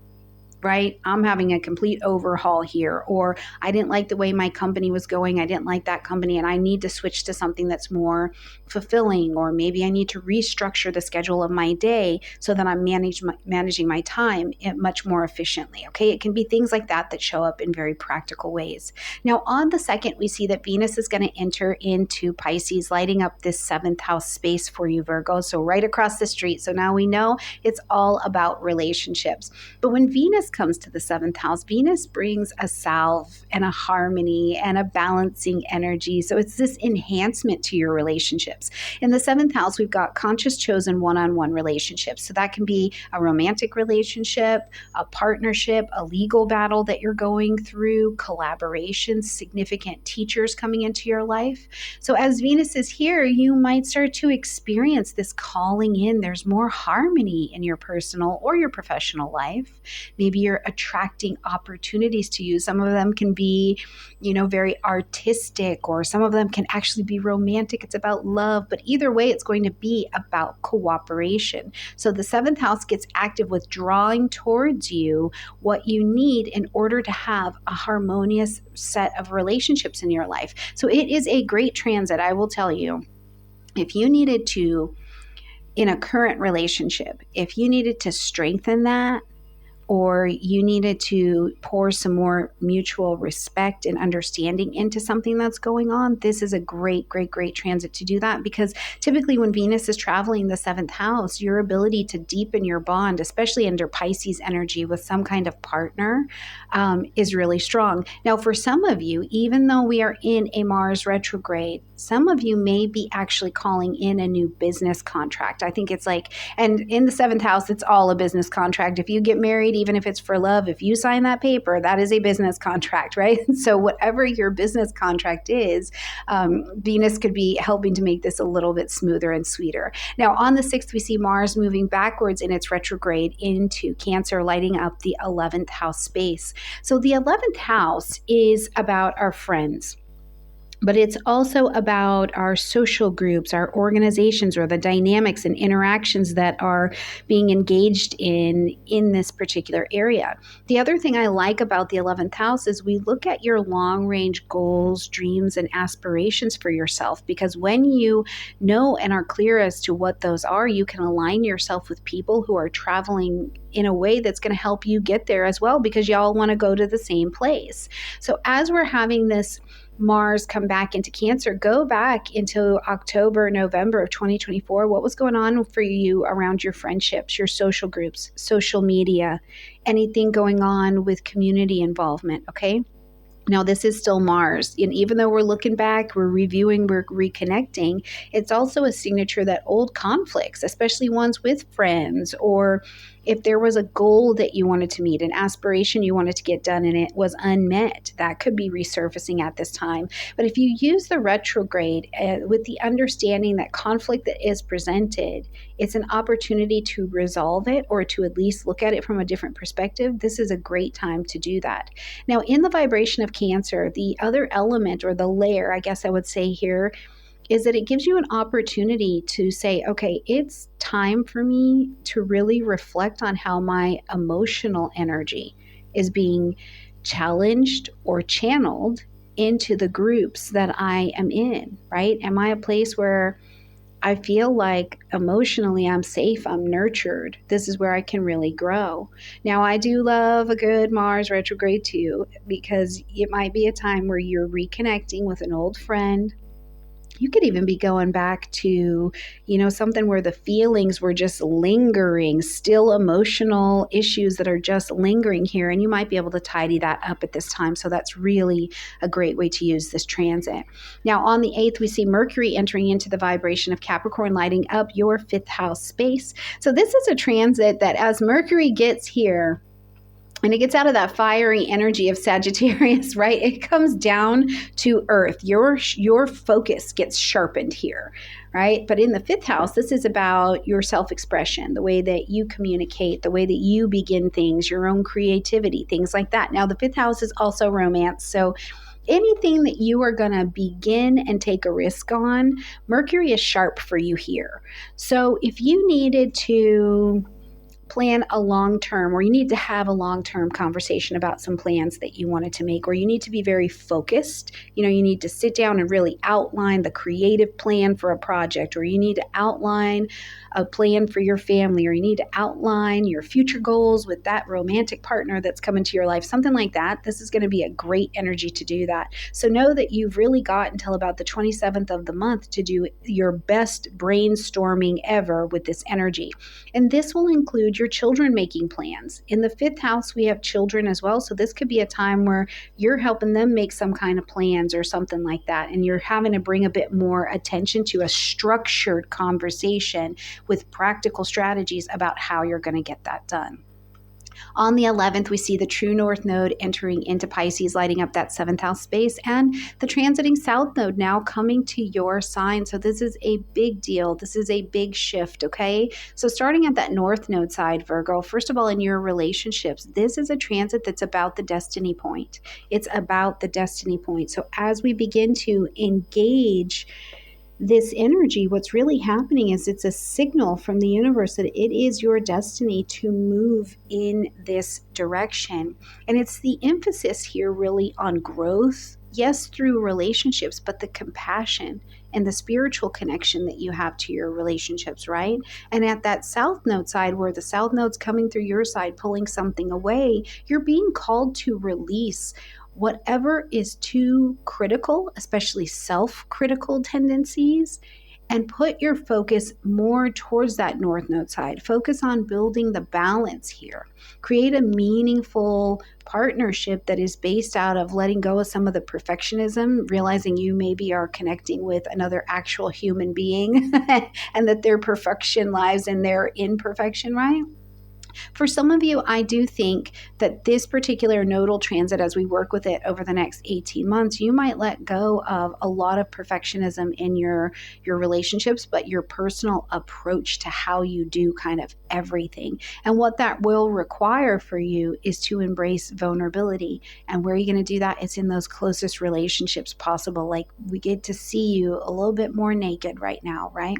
Now, for those of you who are a little bit older, you can look back in the last 20 years of your life. 20 years ago, you were in this particular transit as well. So what was happening in your life? What were those themes of you where you had to stop planning so much and kind of trust the process, where you had to let go of some kind of perfectionism and you had to trust the process? What was that for you? On the 13th, we've got a full moon happening in Cancer, again, lighting up that 11th house space. Now, this particular full moon, just like every other, is going to ask you to end something, acknowledge something, or to make an adjustment, okay? So at this full moon, while we have this tension kind of where we need to pivot at an emotional level, and there's a conversation going at this particular lunation between Venus and Jupiter as well, I think that this is a lunation that is telling you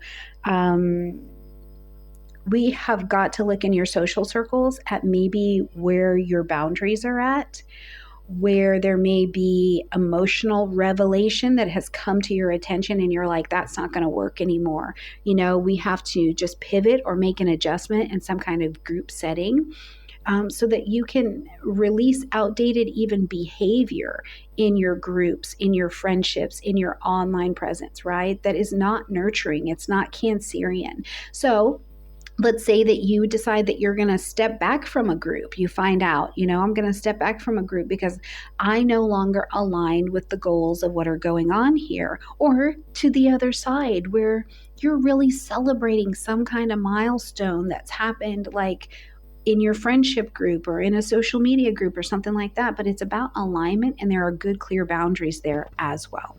When we get to the 19th, the sun is going to move into the vibration of Aquarius. The 27th brings Mercury into Aquarius. And on the 29th, we've got a new moon happening in Aquarius. And all of this is lighting up that 6th house space, which we've got Pluto over there as well. So we do know that the sun and Pluto are going to come together, and that's not going to be until the 21st, but they're going to come together and they are going to have a little conversation. Now, when the sun and Pluto come together, it is an incredibly powerful energy. And what it's going to be about for you is looking at your daily routine.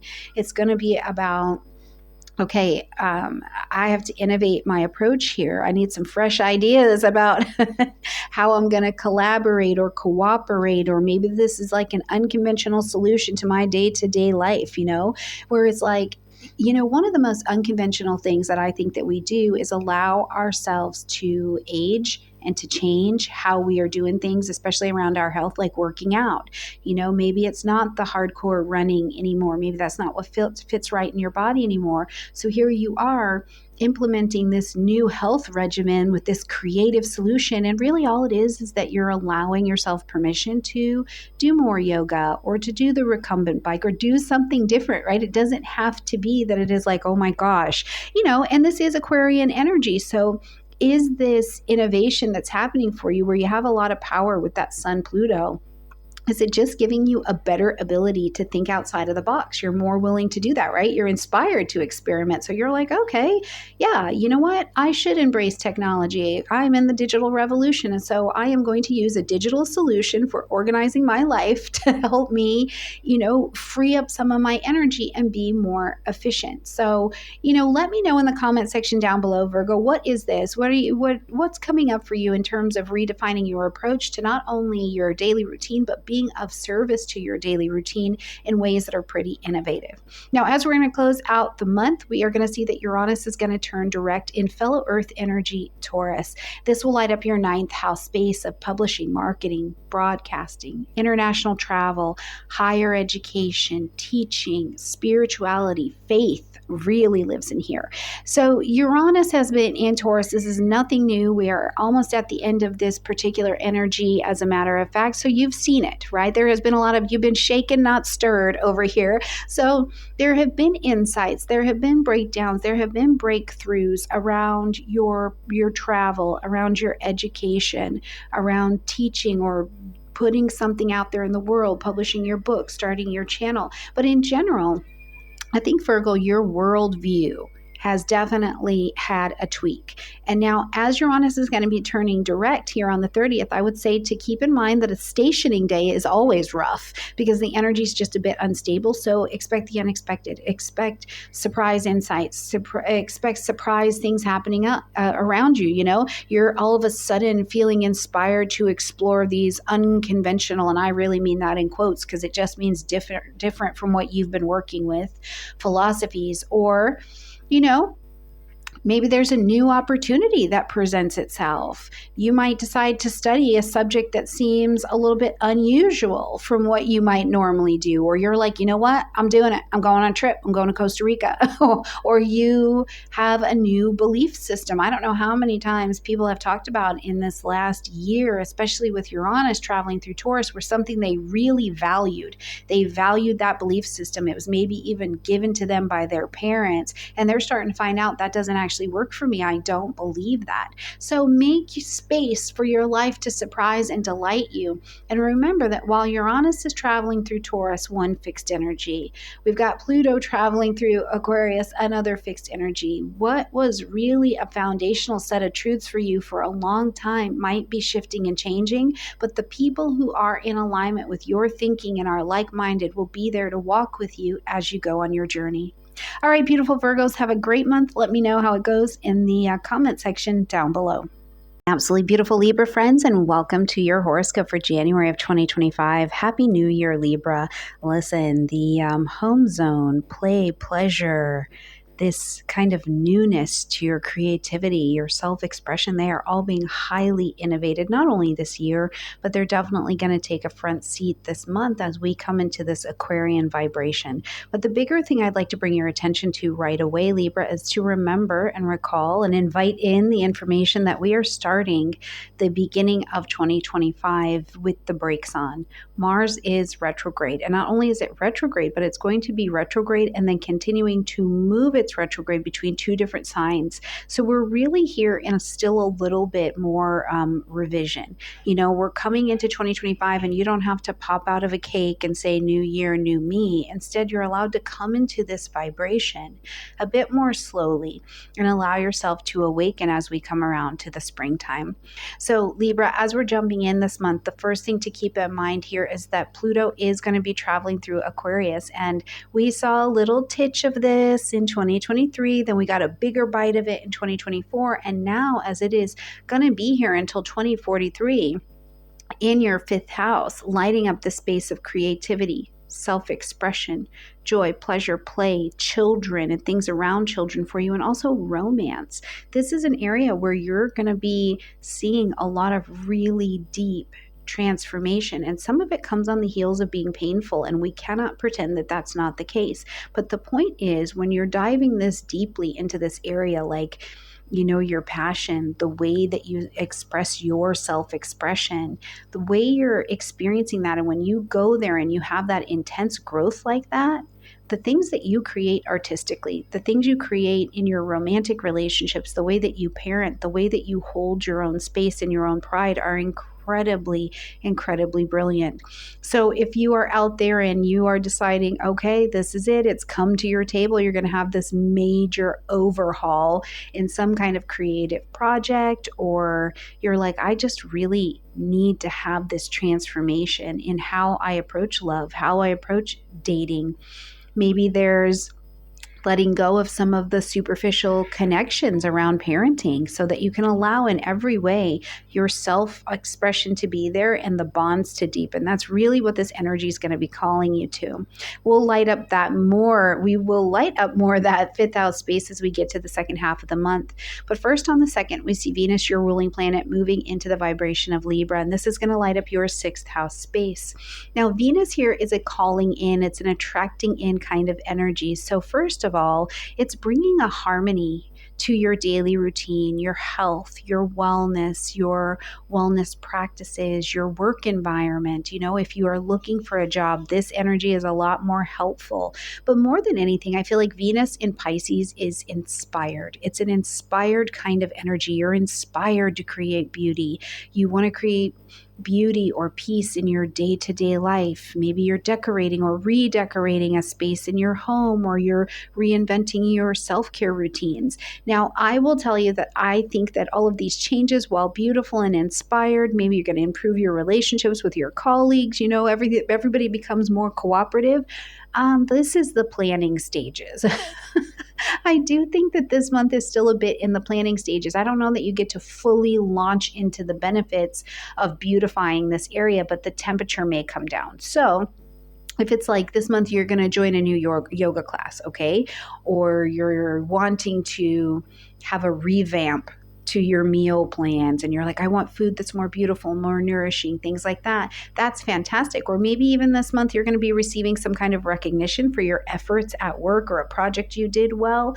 But the benefits of it, I don't think we really see it until we are traveling in February. On the 6th, we see Mars retrograde now from Leo back into the vibration of Cancer, lighting up your 10th house space. And as Mars is coming back here, first of all, we want to go back into October, November of 2024, because this is where we saw Mars traveling through this Cancerian and Leotian, I don't think Leotian's a real word, by the way, vibration in your chart. But now that it's back, this Mars retrograde, it's an urge, it's a calling for you to really reevaluate not just your career goals and your public image, but what are your ambitions? What do you really want to do? What do you really want? Right? Is this a career path that is aligned with you, or do you need to be a little bit more closely aligned with what you actually value now? Which doesn't mean you need to quit your job, throw your papers in the air and say, I'm not working here anymore. But it's, where do you also maybe need to shift in the culture of where you work, or shift who you are and how you show up in order to be the person that is in alignment with those ambitions, right? Many of you will be revisiting old professional projects, challenges, conflicts that came up. If you've had any issues in your life with authority figures, this could definitely be running to the surface as well, because this is Cancerian territory. The key here is that Mars can be frustrating, but in Cancer, it's going to ask you to demonstrate some emotional awareness in order to navigate the situation at this time. So if there is some kind of unresolved workplace tension, or even in your family life, what did your family teach you, and what are the ingrained ideas that you have about work ethic, wealth, these kinds of authoritative stories? This will be a time where you're definitely doing a relook at that. And that story will continue until we get into February 23rd. On the 8th, we see Mercury moving out of that fiery space of Sagittarius and into Capricorn, and now the 4th house is on your mind. Home, family, real estate, property. And I am telling you, this energy is about, you get focused. Mercury in Capricorn gets focused. Not only are you focusing your attention on that home, family, real estate, property, your emotional foundations, but it's practical. Now it's time for those practical discussions.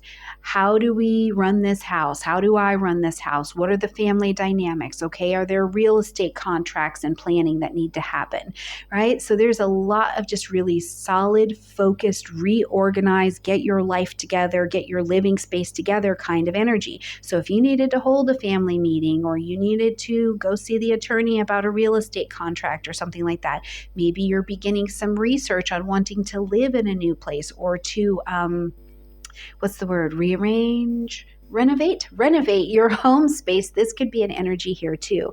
Now, for others of you, where I think this could lead you is down the road where you're reflecting on your roots.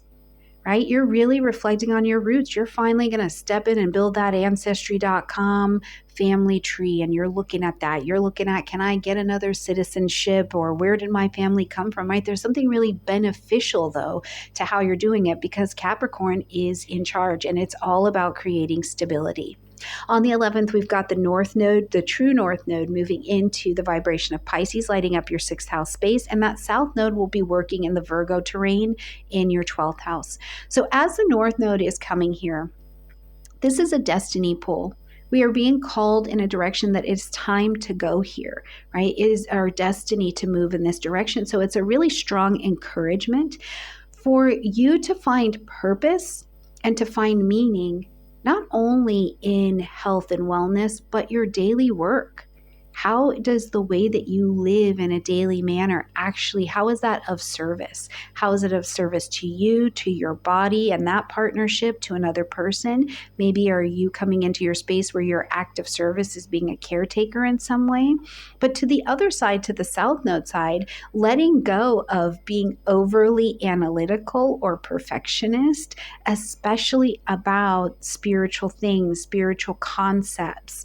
This is what you're going to be asked to do, right? And asked to move more towards that Piscean vibration. So you're embracing a more intuitive and compassionate approach to your daily life. More compassion for those coworkers, more compassion for your body, right? These kinds of things where you will be looking more to them. For some of you, I can see, and you can look back in your own pattern, 20 years ago, what were the signatures that were coming in? Because we were in this arrangement of this aspect and this transit before. So for some of you, you might transition, honestly, to a career that's more in some kind of healing vibration. Or even if you stay in a very traditional career or something like that, you're adopting a much more spiritual perspective to manage your stress, to manage your wellness, instead of trying to think yourself well, okay? As we get to the 13th, we're going to see a full moon happening in Cancer, lighting up that 10th house space. Now, that full moon is about endings, acknowledgement, or making an adjustment. It certainly brings some emotional tension and clarity to the surface, for sure. And in the 10th house, it's your career, it's your public image, but it's also, your reputation. What do we call you in public? And how does that align with long-term goals that you have? Or how are we going to see you do that for a long time? So at this moon, this can feel like a turning point, especially in something professional or around your reputation, where you feel like I need to release this outdated version of an ambition that I have because I don't really want it anymore, or that time is done. It's really this energy where it is like, what do I want to be when I grow up? Or what is the legacy that I want to leave for my life? So for some of you, you may be leaving that job that doesn't feel aligned anymore with your values. Or maybe you're celebrating a really big career milestone that brings a new title into your life. It allows you to pivot. And here's what I mean by that. For some of you, you might leave a job. Okay, so you could actually leave a physical company. Absolutely. For some of you, you may leave a marriage. You may say, I don't want that title anymore.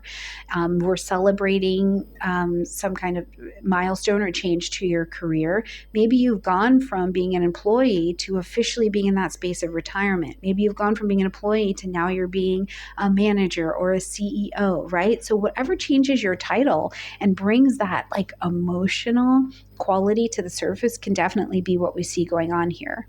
Now on the 19th, the sun is going to shift into the vibration of Aquarius. We're going to see that on the 21st, the sun and Pluto will come together there in Aquarius. On the 27th, Mercury comes into Aquarius. And on the 29th, the new moon happens in Aquarius. So your 5th house gets a light up. Absolutely. Joy, pleasure, play. It's illuminating. All of this energy is making a really strong illumination to your creativity, your joy, your romance, your self-expression. And there is a big call for innovation, new ways to have fun. Do you even know what you enjoy? What actually brings you joy? Like not in your head, in your body, in being around other people and laughing and being connected while you're working on something creative that you love. With your children, are you able to share and be in space with them and like really express who you are and let them really express who they are? And it excites both of you. You know what I mean? Like you're really in that space. Now, I do think that because the sun and Pluto are going to come together, it's a great day for it's a good spa day. It's a good spa day. Do you? Right? Do something creative and joyful and pleasureful for yourself, or make it a day where you're going to go do something that is a hobby that you really enjoy or something like that. Now, it is a great day for romance.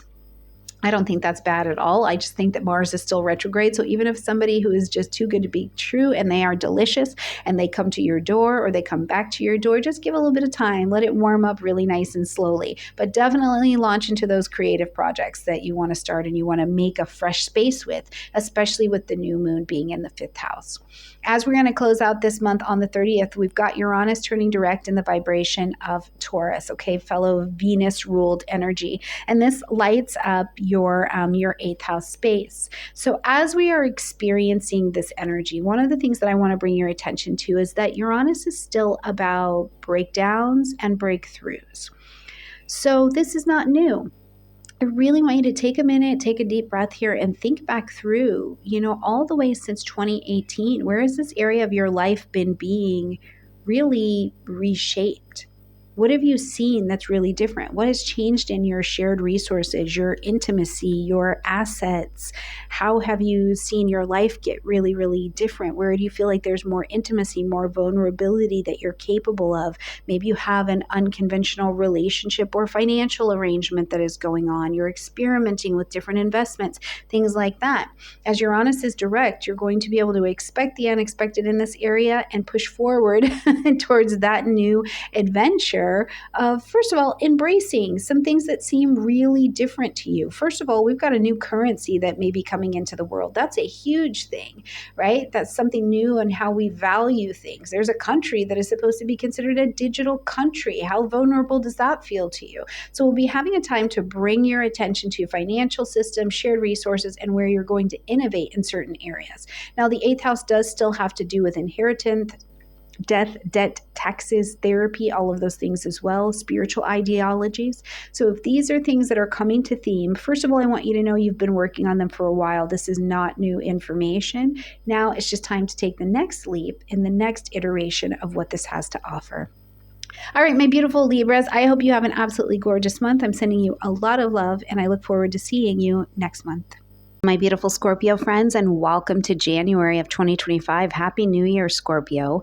As we are coming into January this year, Scorpio, we are coming in with the brakes on a little bit, as one of your co-ruling planets, Mars, is retrograde. So, you do not need to pop out of a cake and be like, new year, new me. This is not that. You get the opportunity, Scorpio, to kind of ease into 2025, and if you're feeling like as you're coming in, you're having a harder time getting your energy up and around the way, that's okay. I just want to say an invitation fully to embrace the slow of the flow as it's going right now. Now, something else that's going on is that your other ruling planet, Pluto, is taking its official station here in Aquarius. Now, we saw a taste of this in 2023. We got another longer taste of that here in 2024. But as Pluto is going to rock and roll through Aquarius now until 2043, it is absolutely bringing really deep transformation to your fourth house, and also unrooting and challenging, while also trying to free, thus empower you around ideas around home, family, real estate, property, but also your roots, your emotional foundations. And this is going to be something that, as we look at it, especially here in January, you're going to be aware of, or offered an invitation to be aware of where you came from, really looking back at your parents, really looking back at the environments that came in that shaped you, the stories that shaped you, right?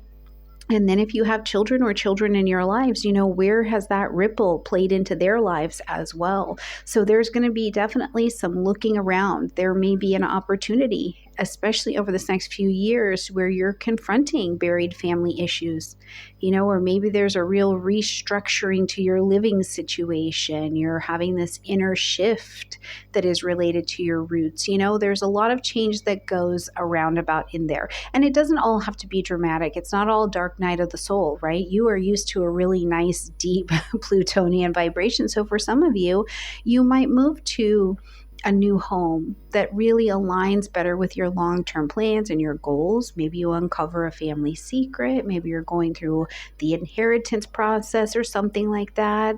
For some of you, there will be just serious amounts of ancestral healing or breaking generational cycles that present itself here as well. So this is something that I just want you to be aware of and embrace, and step into the invitation for these changes to show you. If you're being confronted with somebody, it's only to empower you on the other side.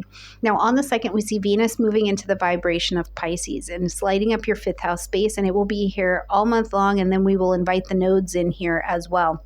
So as Venus is traveling through this 5th house, first of all, it is a real enhancement. It is an enhancement and an inspiration and a harmony bringer to your joy, pleasure, play, creativity, Maybe you feel a little bit more inspired this month to express yourself and you want to do that art. You want to have more romantic connections. Your heart is a bit more open. There's a hobby that you want to do that just brings you pleasure. You don't want to make money off of it. It's pleasurable. Now, this is also in the fifth house, a space and a transit that is going to point your attention to your children, and it can be very favorable for your children. Maybe you're hearing something from them. It's really good news. They got into that college, they got that job, something's changing direction for them. There could be a place where with Venus here, you've got a lot kicking up in your fourth house zone. So maybe you are embracing your own inner child and giving them space to play in ways that they've never played before, Scorpio. And that's a really big deal.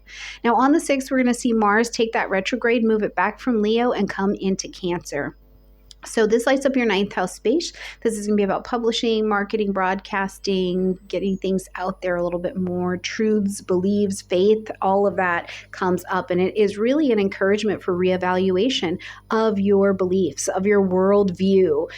Sometimes the school of hard knocks is where we go for higher education. And sometimes the school of the world is changing around me is the other place we go for education, right? So this could be some changes that you see happening there. For some of you in a practical way, if you're revisiting some travel plans or something like that, that could definitely be, whatever it is, you are put in a position to revisit past experiences that have shaped your worldview, or to confront those unresolved issues, because Mars wants to come through and burn away the poison. So if there's an unresolved issue, if it's related to teaching, your worldview, legal things, publishing, marketing, broadcasting, any of those things are going to come up. Now you can also go back to October, November of 2024. What was coming up in your world at that time when Mars was traveling through Cancer and then pushing on into Leo? Because this would be something that you would be under revision of that came into your life at that particular time. And I do love that Cancer is a fellow water energy, so it's another signature for us, a pretty potent one that is really going to take us back to family, but also take us back to the roots of where did you get that emotional belief that you've maybe been living your life out of. On the 8th, we see Mercury pull into the vibration of Capricorn, lighting up your 3rd house space. Now, Mercury moving out of that fiery Sagittarius vibration, now you get focused. So for you in the 3rd house of communication, contract signing, decision-making, things with siblings, maybe you're learning something, you're writing something, you are focused. So you are focused on communication, you are focused on learning, you are focused on that short-term travel or whatever needs to happen, right? And as you're engaging it, it's really practical discussion. You're organizing plans. You're refining an idea. You are addressing anything that requires a lot of detail in the communication or in how the tasks need to be done. So wherever you require some discipline to tackle the details, this transit is going to be helping you all the way until the 27th. On the 11th, we see that true north node entering fellow water energy of Pisces, lighting up that 5th house space, and the south node will be working in Virgo in the 11th house. Now, as the nodes switch signs, first of all, depending on your age, you can go back 20 years ago and look at where you were before, because we just live our patterns. The hope is that we bring some wisdom to what we're bringing in at this particular time, but it will be some semblance of something that you have seen 20 years prior to this, and depending on your age, 20 years prior to that, and 20 years prior to that, okay? But the North Node is a destiny point, so this is a big encouragement, and it's a quiet pull, but it's like one you can't ignore. And it's asking you, it's inviting you to embrace your creativity, embrace joy, embrace the pleasure, enjoy the play, your romantic life, maybe the romantic life of your children. Are they older? They found their own partners. And it's to that South Node side asking you to let go of excessive analytical or perfectionist tendencies, especially in your group dynamics, in organizations, in the world. So focusing more on your self-expression, finding a lot of purpose in how you share your heart and you share your voice and your words. And then just knowing that as you shift this energy, you're not going to be looking for group approval, right? The right group is going to show up. You're going to be in alignment with the right kind of group that's going to help you to pursue your personal or creative goals. You're going to land in the right tribe to help you balance the collective scales and take the responsibility that you need to. On the 13th, we've got a full moon happening in Cancer, and this lights up your 9th house space. Now, again, that 9th house, we've got a signature here of Mars being retrograde here. Now, the full moon asking us to end something, acknowledge something, or to make an adjustment. It's really encouraging us to lean into where we need to have emotional clarity to our beliefs. Emotional clarity around some higher education or philosophy that you've been living your life around. You may feel that it's time to pivot in some way, Scorpio, and really release some outdated perspectives because they're not working. It's time to complete that project. It's time to complete that teaching, that publishing, that legal situation, and let it go. It's time to, make an adjustment to those travel plans. Either way, there is some energy here, especially with that Mars retrograde, that is like, it's time to let go of that limiting system, whether it's a belief system, whether it is a day-to-day routine that you've got going, whatever it is. It's like, let's finalize this. Let's bring this to a close so that you are able to move on and have a healthier response to your life because you're more in the current. On the 19th, the sun will shift into Aquarius, fellow fixed energy. On the 21st, the sun and Pluto will come together, and that will be a big day. The 27th will bring Mercury into Aquarius, and the 29th will bring the moon into Aquarius. So it is busy. The 4th house gets busy at the end of the month, right?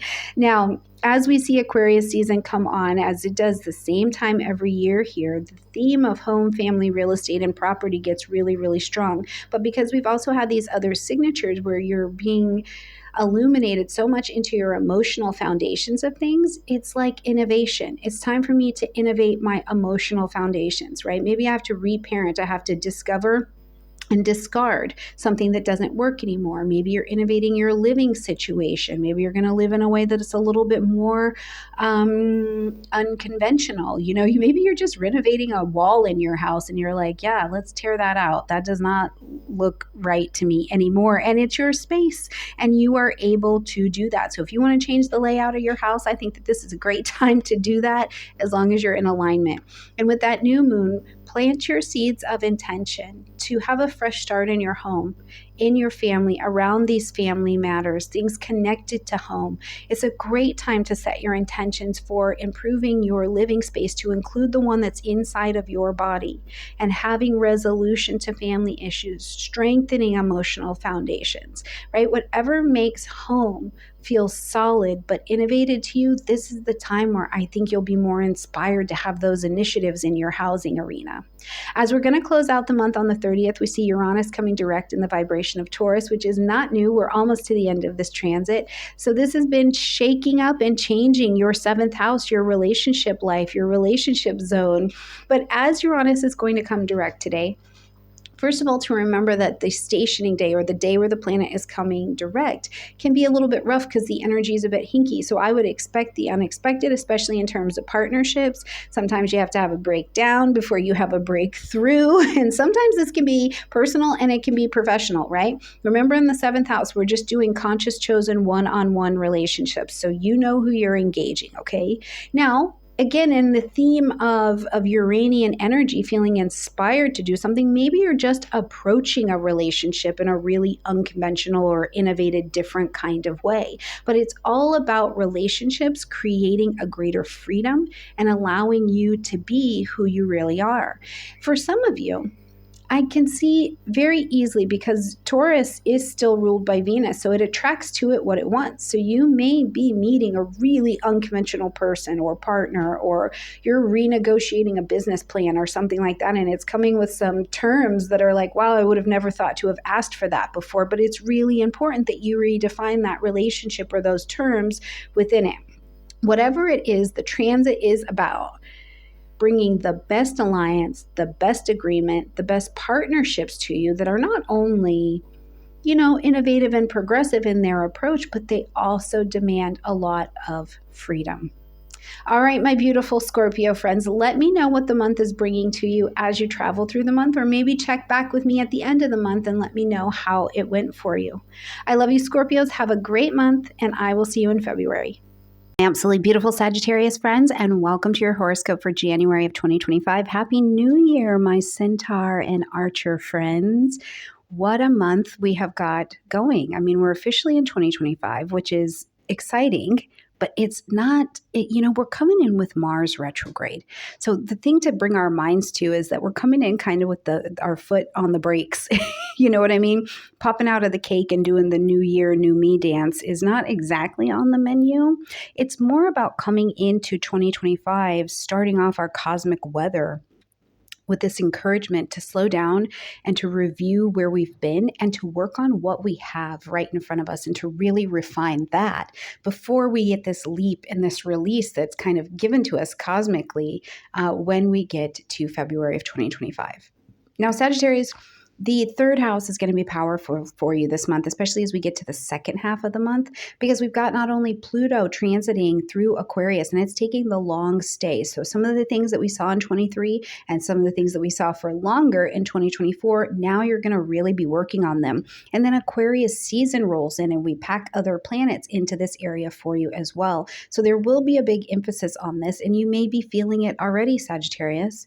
With Pluto transiting this third house, not only does Pluto bring that deep transformation that we're used to talking about, but it's also it puts your life in an undergoing of a major overhaul, right? So in your third house of communication, learning, networking, your relationship with writing and learning and teaching, maybe something that's coming out in the form of a book, things going on with your siblings or your neighbors in your immediate environment. This is all getting a major shift to it.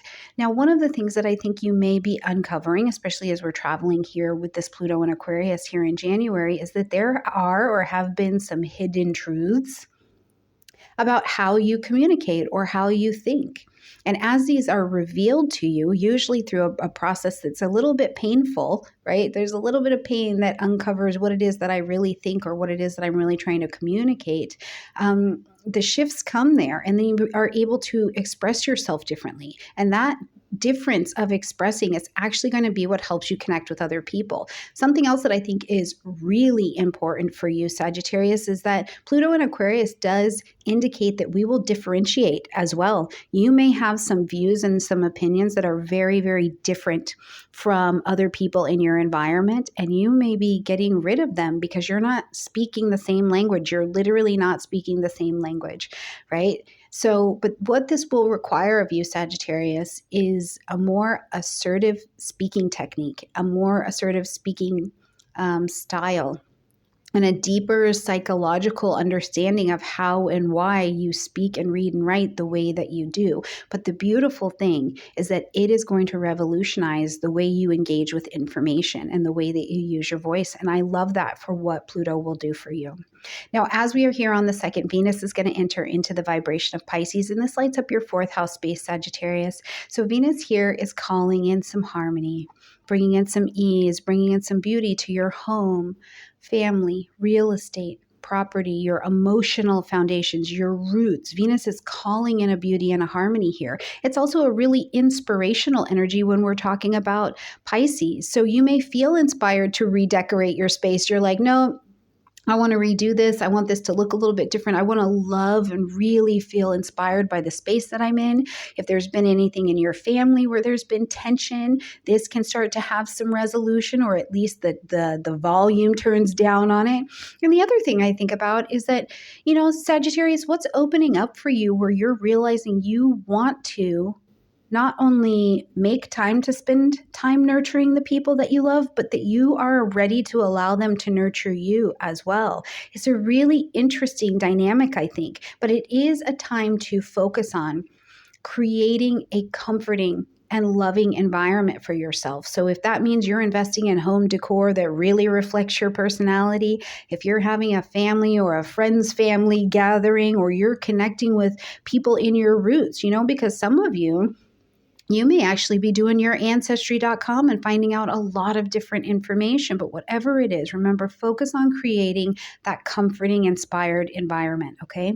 On the 6th, we see Mars, yes, in retrograde in fellow fire energy Leo, but now sliding back into Cancer. And this is going to light up your 8th house space. So this is all about shared resources. We've got intimacy, you see into me, joint resources, inheritance, death, debt, taxes, all of these things. Your transformation lives in your 8th house space. Now, one of the things that you can do is go back into your life into October and November of 2024. And we would have been seeing the stirrings of information that was already coming up for you. And now you're in this review of it because the Mars retrograde is prompting. It's giving that push for a little bit of introspection, and it's all about your shared resources. But I also think for you in particular, it could be about emotional intimacy, emotional vulnerability. And this is a time to revisit that. If you have unresolved emotional things such as debt, if there's an unresolved practical set of business like an inheritance or something financial, is there something in you that has really got a deep-seated fear that feels like it is stuck to you? This is the time to revisit that and look at how you can use strategies going forward in order to help bring that to resolution and come to the other side. It's a transformative experience for sure. So if you are going out there and you have financial agreements that are in place, Sagittarius, and you're like, I don't really, you know what I mean? I don't really care for that. Renegotiate it. Renegotiate it. See what are the options to renegotiate that. If you have something that is presenting itself like a past fear or a past trauma, this would be an ideal time with Mars retrograde to look at finding how you can heal that and to bring it to closure. It's not like heal it a little bit and then keep going. It's like, how can you heal that and bring that to closure, okay? On the 8th, we've got Mercury moving into the vibration of Capricorn, lighting up your 2nd house space. So we're going to be paying a little bit of attention to what is going on with your money. But I like the Mercury and Capricorn vibration because it gets focused. Your mind, your thinking, your questions, your decision making, it sharpens, it gets focused, and you are focused on finance. You are focused on what do you value? What is the value of that? You're focused on your material security, and you're doing it in a way where you're making long-term plans with it, right? You're creating a financial plan that is going to have long-term benefit for you. You're having a really productive discussion with people about money. Maybe you're like, I'm taking on an internship. Okay, how much does this internship pay? Is there accommodation? You know, these kinds of things. Or maybe you're learning different ways to manage your money effectively. Whatever it is, Mercury's travel here through now to the end of the month is a great time to review your budgets, do your research on anything that you want to invest in because you believe it's valuable, have practical discussions about your income. How do you increase your income? How do you decrease your debt? You know, all of these things. Have these structured conversations because this energy is definitely on your side. Now, on the 11th, we've got that true north node moving into the vibration of Pisces, again, lighting up that 4th house. And the south node in Virgo is going to take care of helping you release some things from the 10th house. Now, that north node is a destiny call. We're supposed to be going this direction. So this is a rise, a moving forward for you. And this is spirit work. This is spirit work. We're moving towards a really important piece of your soul story happening right now. Now, depending on your age as well, if you go back 20 years ago, you would have been in the same arrangement as this particular transit. So you can look at what was unfolding for you at that time. But the North Node in Pisces, especially in your 4th house, this is calling you to focus in on your emotional and your spiritual growth. And this is in your home, in your family. Now, one of the things we're looking to do at that Virgo side is to release the perfectionist tendencies or this like over excessive focus on the external achievements. And instead, it's like, hold on, Sagittarius, embrace your intuition, embrace compassion. Bring nurturing into your personal life because you've maybe been thinking, oh, I really need it to be out here. And it's actually a little bit closer to home. So for some of you, what this could look like is you start really, again, using some of that beginning of the month energy with Venus and Pisces, where you're prioritizing spending really quality time with your family, over what the world told you you should be doing to be a successful professional. Or if you're out being that beautiful, successful professional, you're also making time to be with your family because you're realizing over the next 18 months how significant the healing to your family dynamics is going to be. There's an emphasis on balancing that out right now. On the 13th, we've got a full moon also in the vibration of Cancer into that 8th house space. Now, the full moon's going to ask you to end something, acknowledge something, or to make an adjustment here, okay? And so I think that this just continues to lend itself to the theme of some of the financial work you're doing, except for you're pivoting. You've already built something. It's probably been big and been beautiful. It's been effective. And now it's just time to pivot so you have a little bit more emotional clarity on your shared resources, on that intimacy, on where you need to release those fears and past traumas and bring things or financial issues to a close, okay? So really, this theme of needing to look at your financial and debt auditing is really pronounced here. However, I think that another thing to just keep in mind is that, you know, you're doing so much healing in your family area, which is very Cancerian in the first place. So if you've got relationships in your life, especially in your family, that are really toxic emotional bonds, as opposed to the ones that are really strong bonds, and you can see that the benefit is cyclical, right? The relationship is moving in a cyclical way. You might be ready to let go of the ones that really aren't working. Maybe there's a financial agreement. For some of you, this could actually just be a financial contract or something, and you are bringing it to a close. And for others of you, this is a great time to take the signature, go to your therapy, do your healing work, right? All of the debts need to be paid. So whether it's a financial debt, whether it's a spiritual debt, whether it is a mental debt, this is the time to go ahead and use this full moon to bring light to it so that you can go ahead and bring that debt to a close, okay? On the 19th, we've got the sun moving into the vibration of Aquarius, lighting up that 3rd house space where Pluto is already traveling. And on the 21st, we're actually going to see the sun and Pluto come together, and that is a powerful day.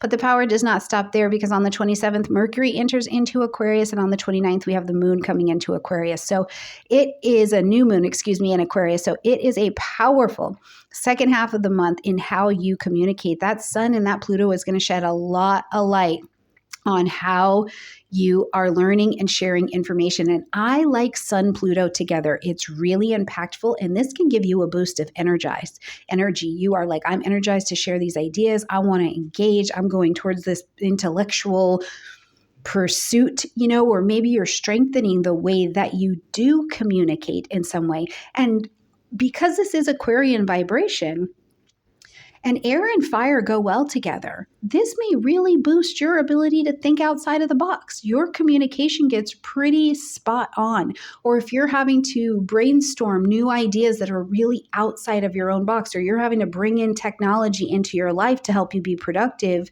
in ways that you never had to before, this is going to be that energy. So use your new moon at this time to plant your seeds of intention to have a really beautiful, fresh start in your communication, in your learning, in how you're engaging in your community. And I would also say, if you feel like you're behind, or you're like your communication style or that book you've been trying to write or getting your website together is like behind in some way, set your intentions to just improve your communicating skill, right? Just communication skill. Show me how to do this better. Maybe I join a business class and learn how to make my website stronger or do my storytelling better. Or you join a writing group or a writing accountability group so you get that book done. You start that new blog. You're connecting with your siblings differently. Whatever this can look like for you, that 3rd house of communication will definitely be in your favor. As we're going to close out the month, we have Uranus going direct in the vibration of Taurus on the 30th. This will light up your 6th house space. Now, Uranus in Taurus is not new. This is not new. This area of your chart has been being shaken, not stirred, since 2018. But now we're like at the end of this transit. So in your 6th house space, this has been a lot about needing to shake up your daily routine. And Sagittarius, I really think some of you have had it shaken, not stirred, for sure. So in your daily routine, your schedule, the way that you have self-care, your mental health and wellness, your physical health and wellness, the way that you work, jobs that you've been engaged in, I really think that this has brought a lot of innovation. And that's the nice word we're going to use there, innovation, or sudden changes, sudden breakthroughs to how you've been interacting in your daily routine. And this is no different. On the stationing day here on the 30th, I would say expect the unexpected. Expect the unexpected, okay? Sudden breakdowns, sudden breakthroughs. You may be having this energy where Uranus is getting you to make a decision about something, and you're feeling much more inspired to go a route that seems a bit more unconventional. And it's actually going to help you down the road. It's going to become a resource of something really valuable for you down the road. Maybe it's really productive towards your wellness. So, maybe you're going to explore some kind of therapy that's really different than what you've been doing now. Maybe you're updating your workspace and your technology. Do you need a more flexible work schedule, job schedule? Are you at a season in your life where you need to be able to move that around a little bit? Whatever it is, expect the unexpected, and things will start to kind of even out as we move towards the spring. All right, my beautiful Sagittarian friends, I'm sending you a lot of love. I hope you had a great birthday season. I know it was a little bit ago, but as I'm recording it, it's actually your birthday season. So I just want to send you a lot of love, and I look forward to seeing you in February. My beautiful Capricorn friends, and welcome to your horoscope for January of 2025. We're Capricorn. Wow. So first of all, welcome to a new year. This is like... what a big deal, right? And we're coming in, we're fresh off of a new moon that has just happened in your sign. And not only that, we're coming in a state of more being than doing, because Mars is in retrograde. So we're coming into January with our foot on the brakes a little bit. This is not that pop out of the cake, new year, new me kind of vibration. It is just not. This is a little bit more slowed down, which in its own really beautiful way gives you an opportunity to do what you like to do. And that is to make sure that things are solid and steady and stable. There's going to be a massive emphasis on energy that has to do at the beginning of the month around your relationships. And at the end of the month, we're going to really focus in on finance, okay? As we're coming into January, we want to keep in mind that Pluto has moved into Aquarius, and we got a peak of it in 2023, and then we got a bigger peak of what was going on in 2024. And this has all been about bringing a really, really massive transformation and change, and showing you pain points around your finances, around your values. What are your values? What do you value? And your self-worth. Man, that self-worth button has definitely gotten pushed on a little bit. And for many of you Capricorns, the things that I love about watching you grow into is realizing how brilliant you actually are. Not all the things that are not right, but the ways that you are genuinely brilliant and you can hold space. So I am so hopeful for you that this particular Pluto and Aquarius dynamic, you get to see yourself unfold in ways that are so beautifully worth it, okay? So in that, you may experience other very practical shifts. How do you earn? How do you spend? What are even your perceptions and your values around material security? Because this is going to be the time where you're really in a reassessment with that. What is your relationship with money? What is your relationship with who you allow in your world because of what you believe about yourself, and releasing those things so that you can have some abundance in your life? And I love talking about it like that because that's the end goal, right? That's the end of the story at the beginning. But the parts in the middle are a little rough because sometimes it requires that we uncover hidden truths, hidden dynamics that are painful for us to need to let go of. So if some of that pain is you're feeling it a little bit, or you're feeling a bit uncertain, I just want you to know that there is a vision for what this gets to be on the other side. You may also discover in really wonderful ways that you have a hidden talent. You've been undervaluing your work, and now this is a time where you can set those prices, set that value very, very differently. Now, as we're going to actually start off on the month, on the 2nd, we see Venus entering into the vibration of Pisces, lighting up your 3rd house space. Venus here is calling in, it's attracting, this is bringing to this area.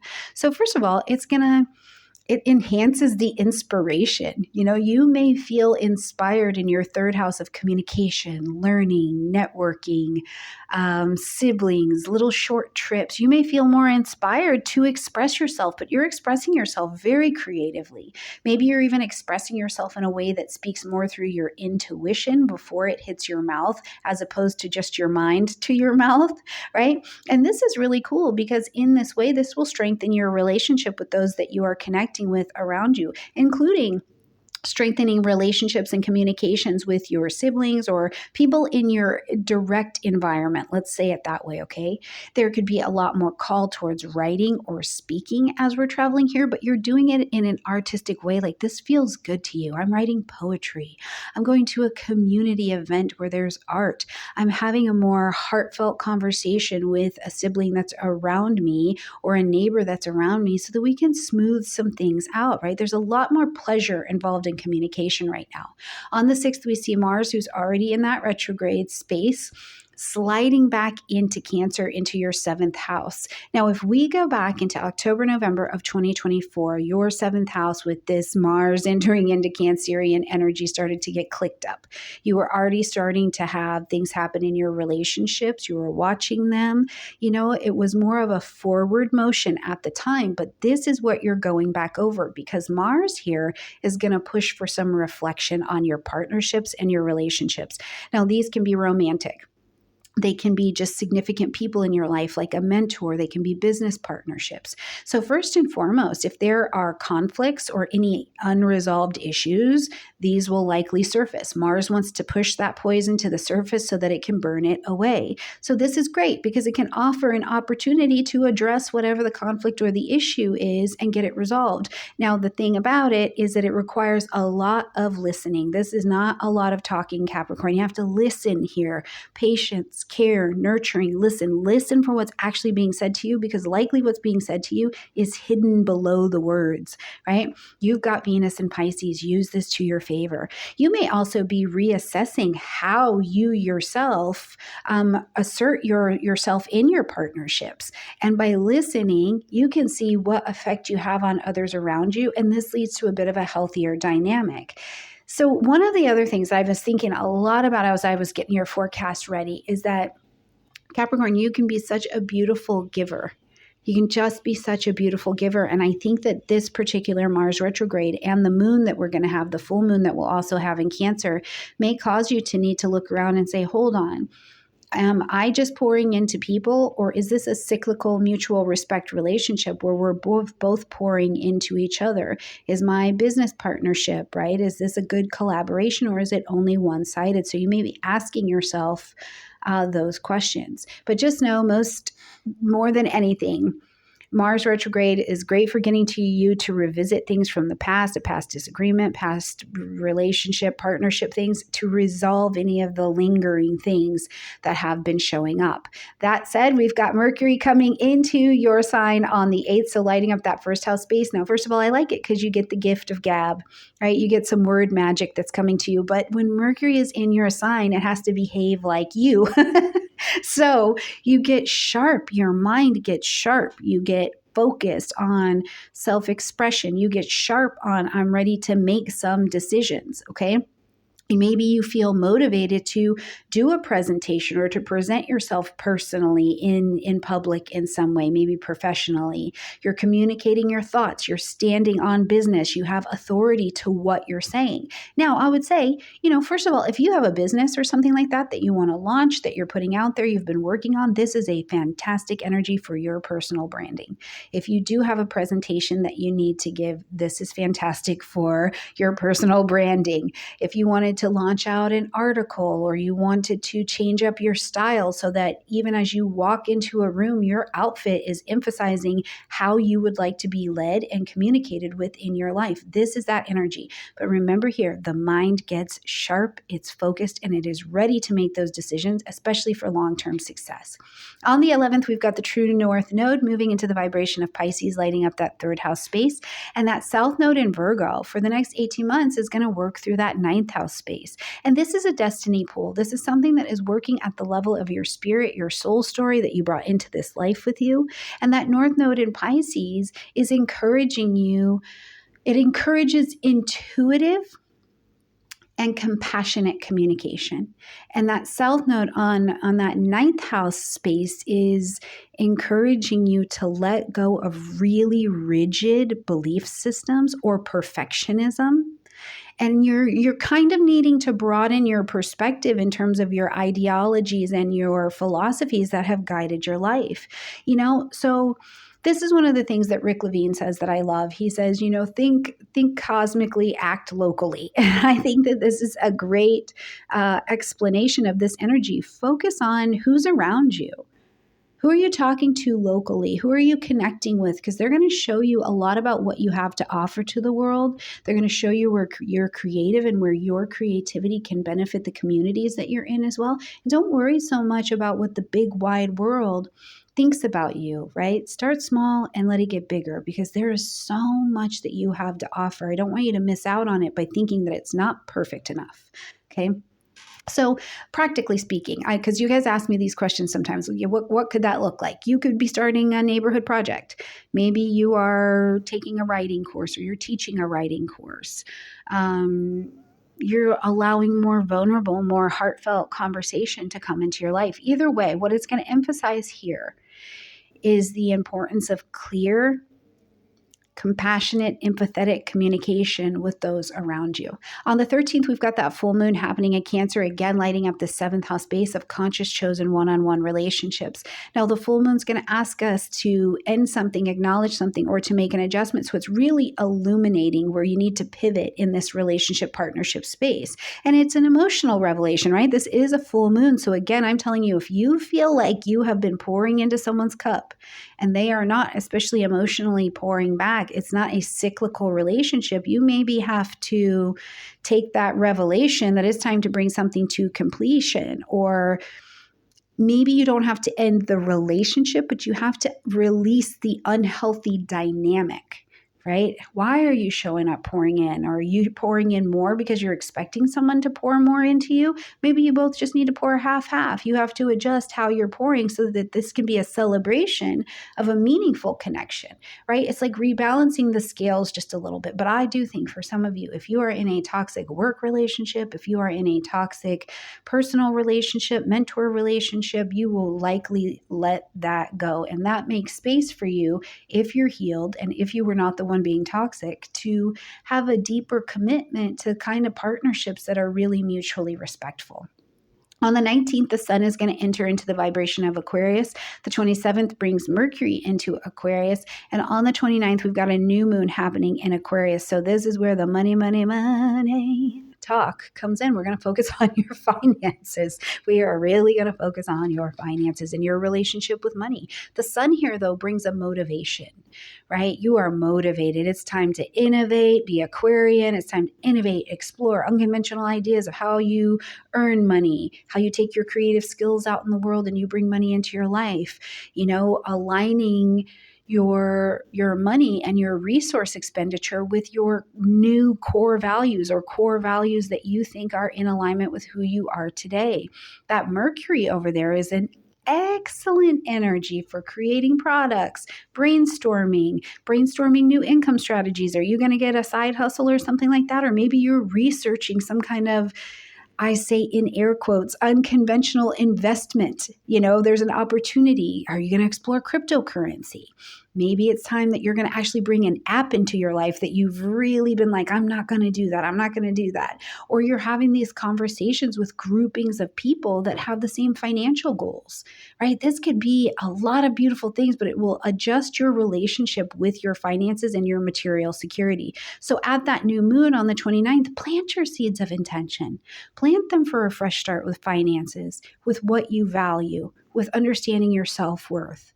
Set intentions for earning the kind of income that is going to help you create financial stability in your life, or align your material goals with your current ideas and values. Start that savings plan, launch that business idea, invest in a course to teach you how to put your business out there so that you can bring that income in. Whatever it is, there is the inspiration here available to you for a whole new economic set of policies in your life, and we'll also be seeing that happen simultaneously in the world as well. As we're going to close out the month on the 30th, we see Uranus turning direct in the vibration of Taurus, lighting up your fifth house space. Now, this is not new. This fifth house has been being shaken, not stirred, since 2018. So we are at almost the end of this transit. This area has been changed. You have had innovation. You have had these inspirations over here that were about empowering your freedom and your individuality, getting you to be who you really are, especially in the world, shaking you up to say, do you really value that? Or is that the story of someone else, right? So now on the 30th, since Uranus is stationing day can be a little bit rough. So expect the unexpected, okay? Just expect the unexpected this day, but also see what it's bringing you.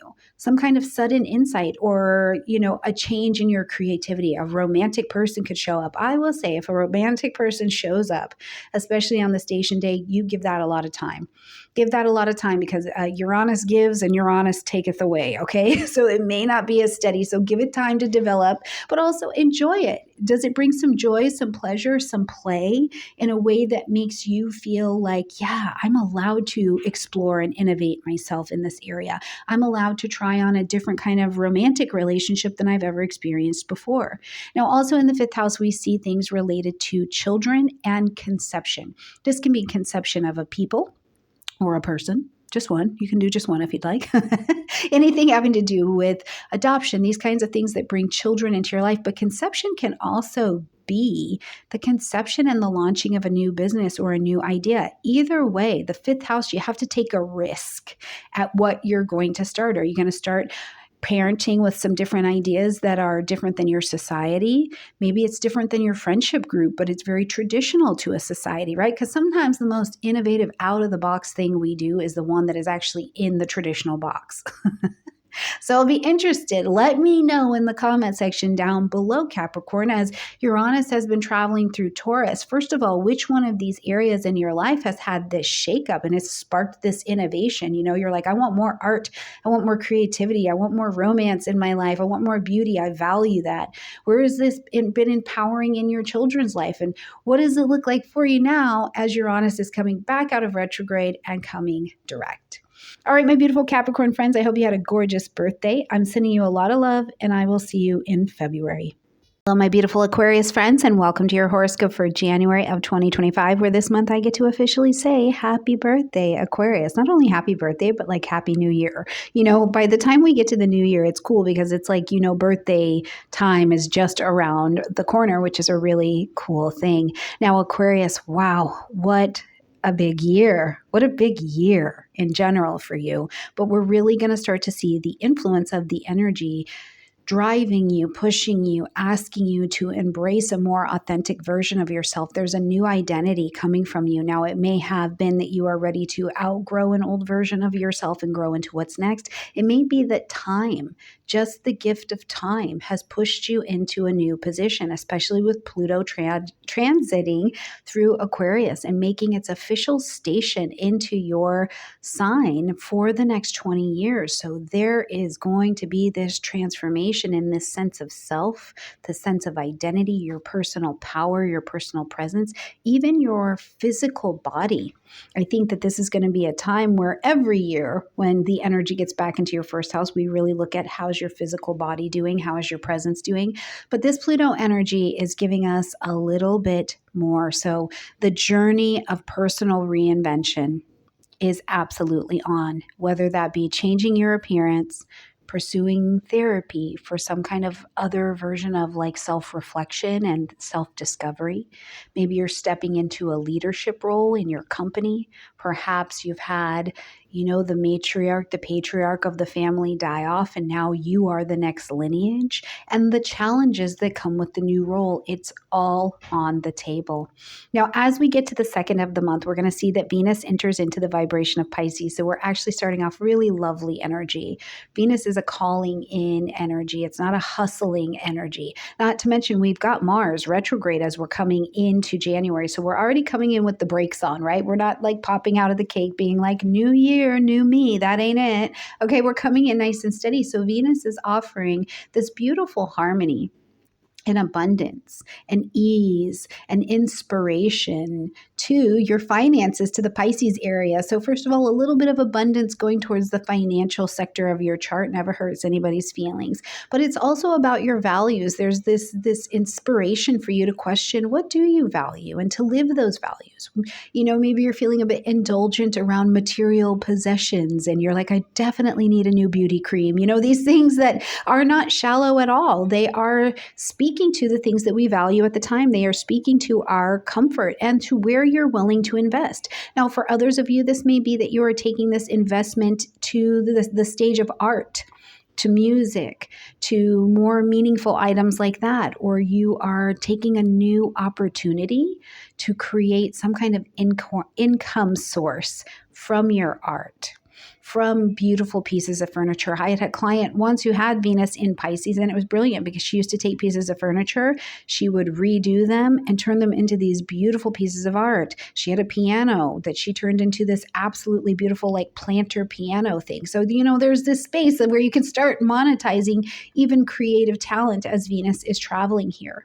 On the 6th, we see Mars, who's already traveling in retrograde, scooching that retrograde from Leo back into the sign of Cancer. And this is going to be this encouragement for you, Aquarius, to do a reevaluation of, first of all, your daily routines, your health habits, including your mental health habits, including your physical habits as well, but your daily responsibilities, your freelance projects, your companies, if you own them, your coworkers, they all fall into this day-to-day, how I get along kind of area of your chart. So you may be feeling the need to, with Mars retrograde, you're like, there's an old conflict going on here. There's an old project that needs to be finished. I need to come back to a fitness or a wellness routine that was working for me, and you're reassessing essentially how you Mars channel your energy into any one of these areas because you're looking to be the most productive. That's really what this energy is going to lean to. And being in the vibration of Cancer, you're looking for a daily routine that feels a lot more nurturing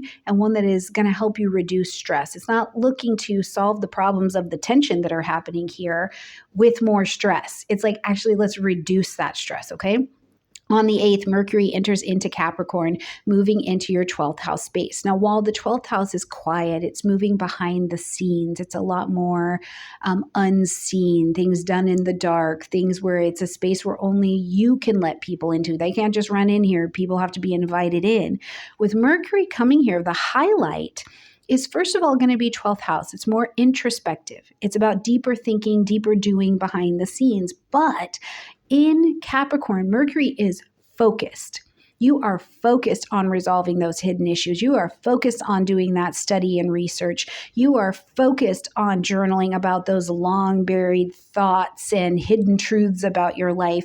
And you're able to gain clarity because of the massive amount of focus that Mercury and Capricorn is able to bring, right? There's an analysis quality here that I think is absolutely fantastic. So if you're looking to analyze or understand or study or paint through or draw through some kind of subconscious pattern that keeps presenting itself, this is a wonderful energy. I love this. If you happen to be one of our friends that's in therapy, 12-step, step work, support groups, this is an energy for making a breakthrough because not only is the deeper analysis there, but it's pretty practical, right? It's like, okay, if I want to recover from fill in the blank thing, am I doing a program that shows me how to recover and am I actually doing it? So it's really practical. It's a wonderful transit and you'll enjoy it until the end of the month.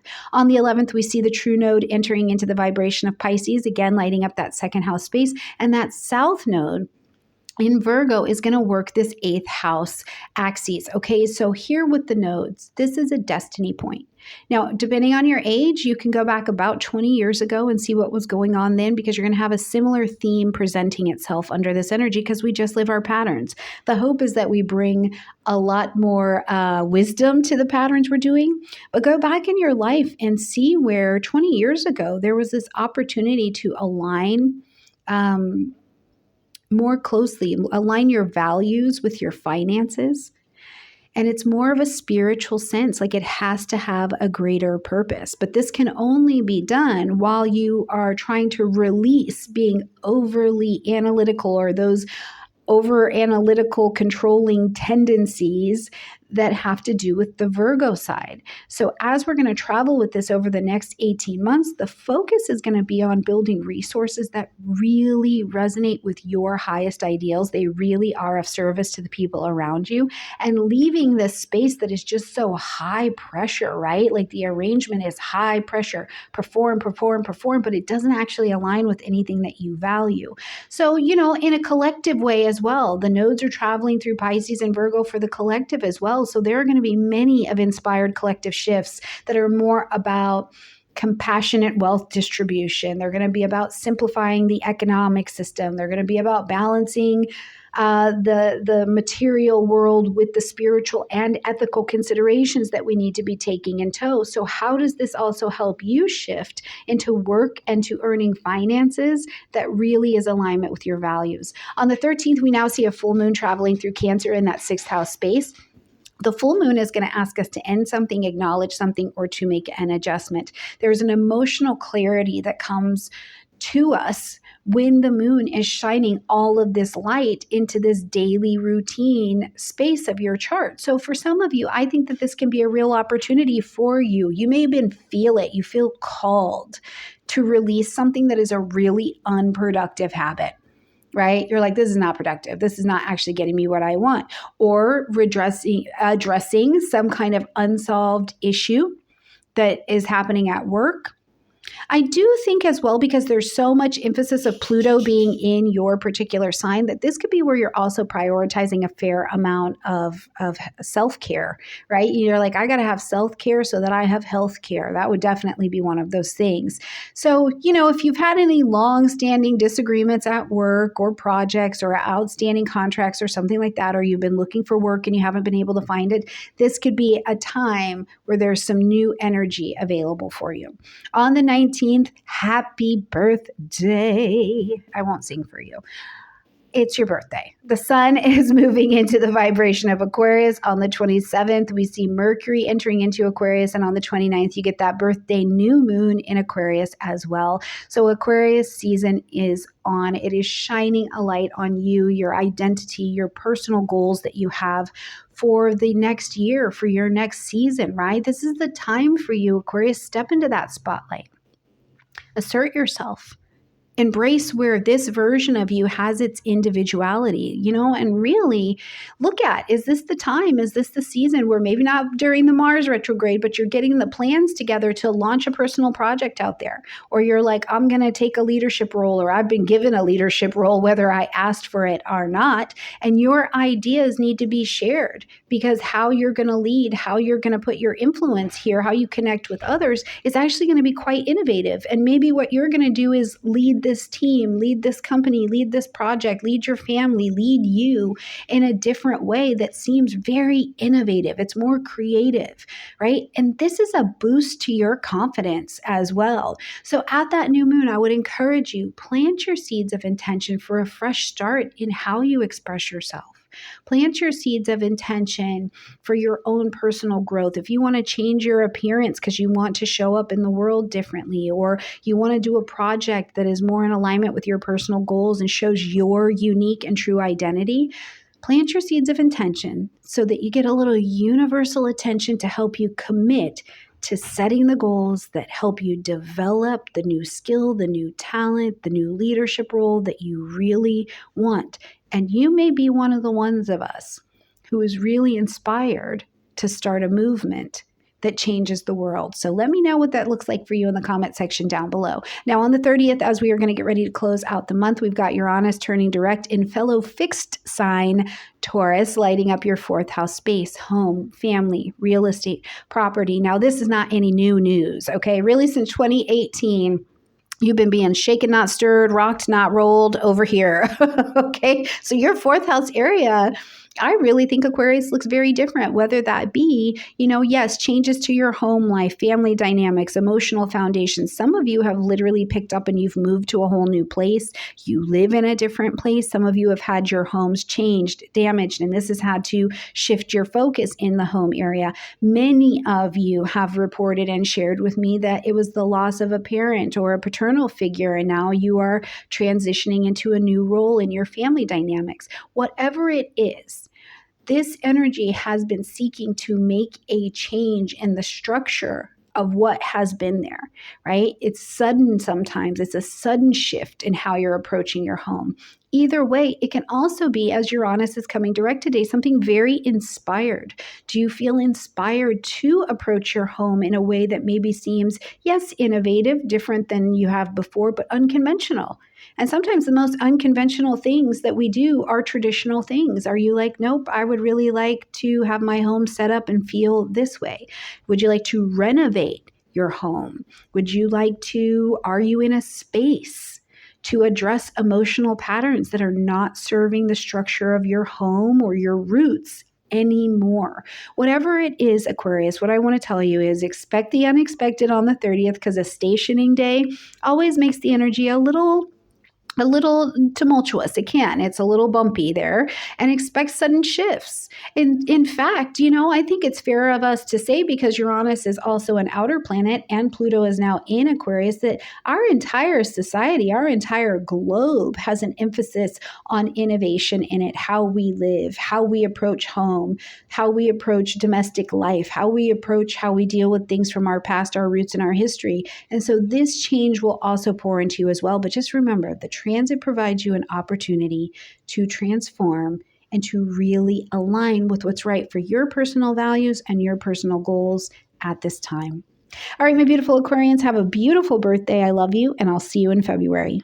Hello, my absolutely beautiful Pisces friends, and welcome to your horoscope for January of 2025, where Pisces this month, not only is it going to be a lot of emphasis with things that are happening in your 12th house as we're traveling through this Aquarian season, so it really lights up what's going on behind the scenes. But also we've got the nodes that are going to be shifting into your sign for the next 18 months. So there is some destiny work going on here as well. But the thing I want to just have you remember at the beginning of this is that we're coming into 2025 with the brakes on, because we are also coming in, Pisces friends, with Mars in retrograde. So our get up and go is not really, designated towards a forward direction. It's a little bit more about, okay, hold on, we're going to need to go backwards, or learn to be in the stuck uncomfortability, a little bit of the frustration, and what do we do while we're navigating there? So we'll talk about that as we talk about this Mars retrograde, but I just want you to know this is not the year that you're popping out of the cake in January being like, new year, new me. That is just not the vibration, but it doesn't mean that there's not useful energy here, okay? So first of all, talking about that Pluto moving into Aquarius, we got a sneak peek of that in 2023. We got a bigger peek of that in 2024. And now as we're here in 2025 and Pluto's going to make this station here for the next 20 years, you've got a lot of changing to your 12th house space. Now, Pluto is all about transformation. And really at the end of it, Pluto is all about empowerment, but it's the empowerment that comes from growing through or kind of being inverted, needing to look at ourselves in a completely different way. So through this 12th house space, this is really deep transformation, and it has to do with the stuff going on in your subconscious space, things having to do with hidden patterns of belief or behavior, absolutely everything around spirituality as well. So as you experienced in that 23 and 24 years of time frame, what we've got here is a time for introspection. Right? The 12th house, even though it's not a retrograde energy, it's pretty introspective. It's a house that nobody comes into. You have to invite people in if they are going to get anywhere near the doorway. But it's also a house of healing. It's a house of uncovering hidden fears or habits that have been holding you back. So this is an absolutely profound time for you for spiritual growth, for connections with your inner self. These are all possible. And some of you, this could be the time where you are starting that therapy, or you're going on the exploration of your dream work. You're getting more deeply into some kind of spiritual practice, and you're doing it, any one of these things, with the intent to uncover and release things that have been blocking you from spiritual and conscious freedom. That's really the movement, okay? Now, on the 2nd, as we're really getting started, we see that Venus is moving into your sign. So Venus bringing beauty, bringing some harmony in. And Venus in the 1st house, I love this energy because it's quite charming. So your charm, your attractiveness, your aesthetic, your magnetism, it goes up just a little bit. And that's nice because it also enhances your ability to connect with other people or to draw people to you, draw a little peace, ease, pleasure towards you. So if this is a time of year where you're feeling a little bit more confident, especially in your appearance or in your style, or you're enjoying attracting, not going out to get, but attracting some positive personal attention, and take advantage of those opportunities, take advantage of those relationships or the creative endeavors that come your way by having this beautiful, attractive energy calling into you. Now, some of you, this could be the time of year as well. If you've been thinking, I really want to change my style, but I wasn't really sure what to do with it or how exactly I'd like to do with it, I would invite you to play with it, because this may be the time and the season where you're like, yeah, I'm going to invest in a new look. I'm going to practice actually just receiving compliments, like receive it. No needing to tell you why you shouldn't be giving me that compliment, just saying thank you and receiving it into your being, into your DNA, right? Maybe you want to attract that new romantic partner to come to you. If this is the season of your life that you're in, that's okay too. For some of you, it may just be about wanting to call in social connections to have a little bit of pleasure and adventure in that direction. Now, when we get to the 6th, we'll see that Mars is still retrograde, but it was retrograde in Leo, and now it's going to bring that retrograde back into the vibration of Cancer. So first things first, go back into October and November of 2024, where we saw Mars taking this tour, okay? And we are re-looking back over your 5th house space, because Mars here is going to urge your reflection on not only your creative pursuits, not only your romantic life, maybe a business that you started, but things having to do with children as well. And your questions are about, like, what am I doing, right? What am I doing? Or what do I need to get a different strategy on how I'm doing this? You could be revisiting a past creative project, or maybe you are confronting, because Mars is a confrontational, it's a frustrating kind of energy, confronting some kind of unresolved conflict that had to do with something you were trying to express. Might you be restarting some creative project and you had paused it? And you paused it because emotionally, even working on the project was overwhelming to you. Or maybe there's a conversation with your child that you're coming back to. And I do include here, Pisces, your inner child. How much of your inner child has been allowed to express itself? Right? And it needs a little bit of a revision in a very creative kind of way. So we'll spend the rest of the Mars retrograde looking into that area.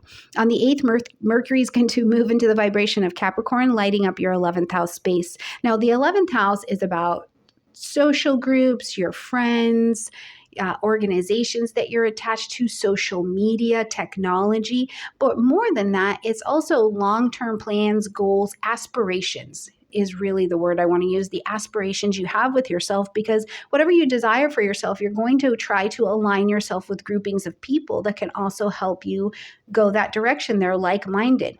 Now, when Mercury gets into Capricorn, I love this vibration for you because it's going to emphasize communication, which is very much so that mercurial energy, but it is long-term goals. I'm communicating about my long-term goals. I'm making decision about my long-term goals. It's a great time to strategize with other people. Maybe you're working with your peers or your coworkers or your friends. You're discussing some kind of shared aspiration or desire that you both have. If you needed to refine a strategy or a plan, this is where the Mars retrograde can actually be helpful to you, because you want this to be set up for long-term success. You know what I mean? So for those of you who maybe have been thinking about, okay, I've been thinking if I want to join this class, or I want to join this mastermind group, or I want to take on a mentor, maybe I should take on a mentor, maybe you need to do a group presentation, any of those things would be highly encouraged during this transit, which will go on until the end of the month. Now, on the 11th, we've got the true north node moving into your your sign into Pisces, and that south node's going to move into Virgo in the 7th house space, okay? And this is a destiny moment. So first of all, depending on your age, Pisces, you were here 20 years ago. So you can go back in your life and see what were some of the patterns that were showing up for you and urging you to really trust your intuition, really go on some kind of spiritual journey, right? About 20 years ago. Because now this is what we're doing. You have this destiny call that is like, it's time for you to move forward. This is your personal growth, but it's your growth with your spirituality.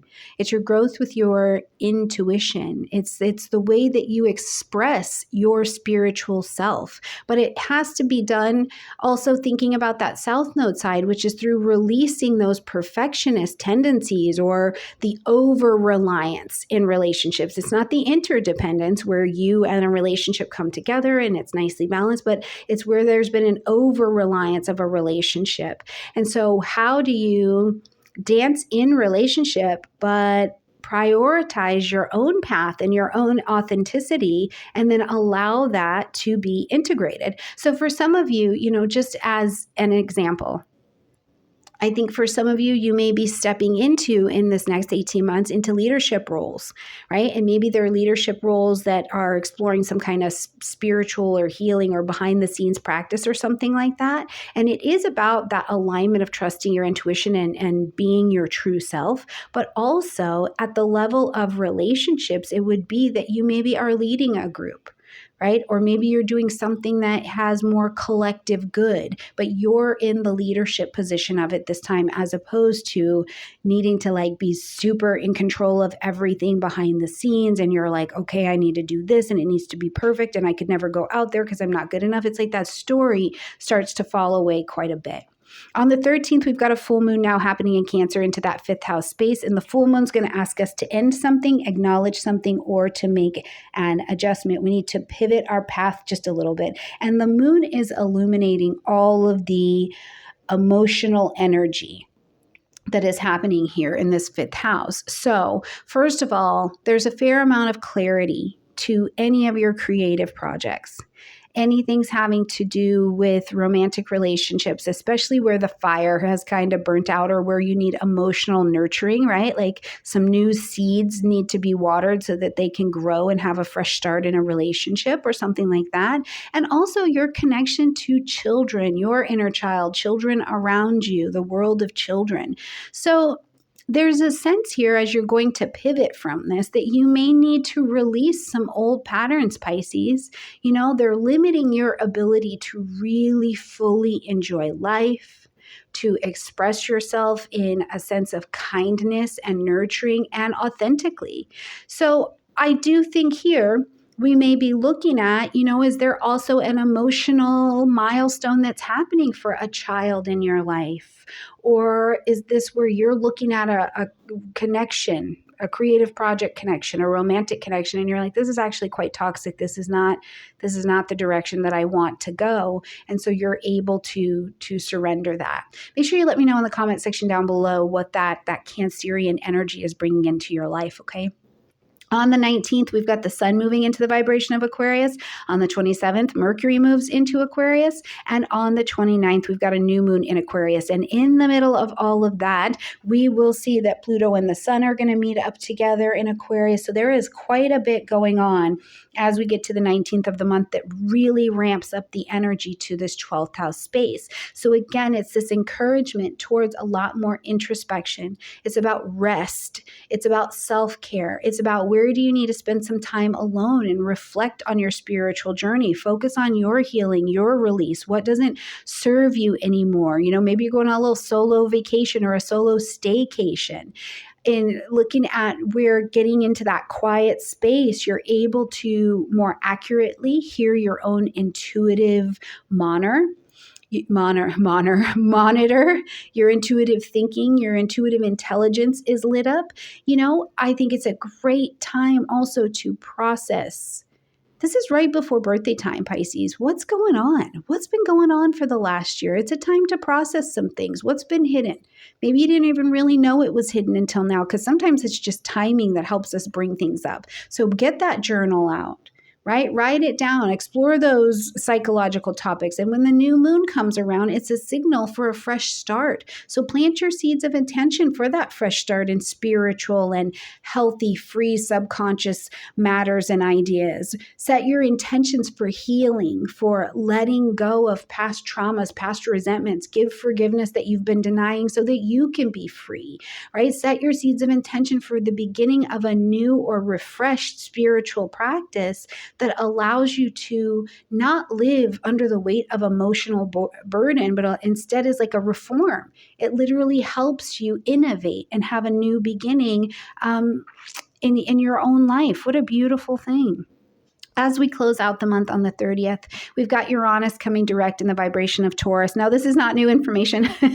It's not new information. It's not new energy. Uranus has been traveling through Taurus since 2018, so you have seen this, okay? You've been being shaken, not stirred, my beautiful friends. But Uranus is coming direct today, and it lights up that third house space for you of communication, writing, thinking, things having to do with siblings, neighbors, anything having to do with contracts also lives in here as well. And it's the details of the contracts, buying, selling houses, cars. This is all in there as well. Now, on the stationing day on the 30th, we need to expect the unexpected. And that doesn't make it bad. It just means expect the unexpected. Stay loose, stay wiggly, stay flexible at the end of the month, okay? Because when Uranus is stationing, sudden insights, sudden changes, sudden moments, sudden advances, a spark of an advancement, something happens with your technology, something changes with your car, right? These all things can be like a sudden thing that comes through. But also, the changes for you, I think, that have been really being brought to the surface and shaking out is a different way to communicate, your message, a different way to learn, maybe different connections locally. Maybe you move someplace and this has been helping you live someplace very different, but connect even maybe in a different language. Okay. Maybe you feel inspired to adopt some kind of innovative way of exploring your community or helping your community have access to certain kind of information. Are you going to launch that podcast? Are you going to take a course on a subject that you thought, oh my goodness, I'd never thought I'd be studying this? Are you going into activism? What's happening? Are you buying that new car? Okay. I would tell you to wait until Mars is direct, but whatever you got to do, you've got to do whatever it is. So the breakdowns here with Uranus are leading to many, many, many breakthroughs in your communication space, okay? Whatever it looks like for you, Pisces, please let me know in the comment section down below. Share with me, share with us what's going on in your journey. The space here, even if I can't always respond to it, I am thinking about you. I see every comment and I hold a piece of you and your vibration in my little heart. And just remember that this month is really emphasizing that there are really profound transformations on the table for you. There's a lot of self-discovery. There's a lot of alignment and realignment with your spiritual and creative paths that are available for you, and new strategies to help you get that done. All right, my beautiful Pisces friends, I love you a ton. Have a gorgeous January, and I'll see you in February.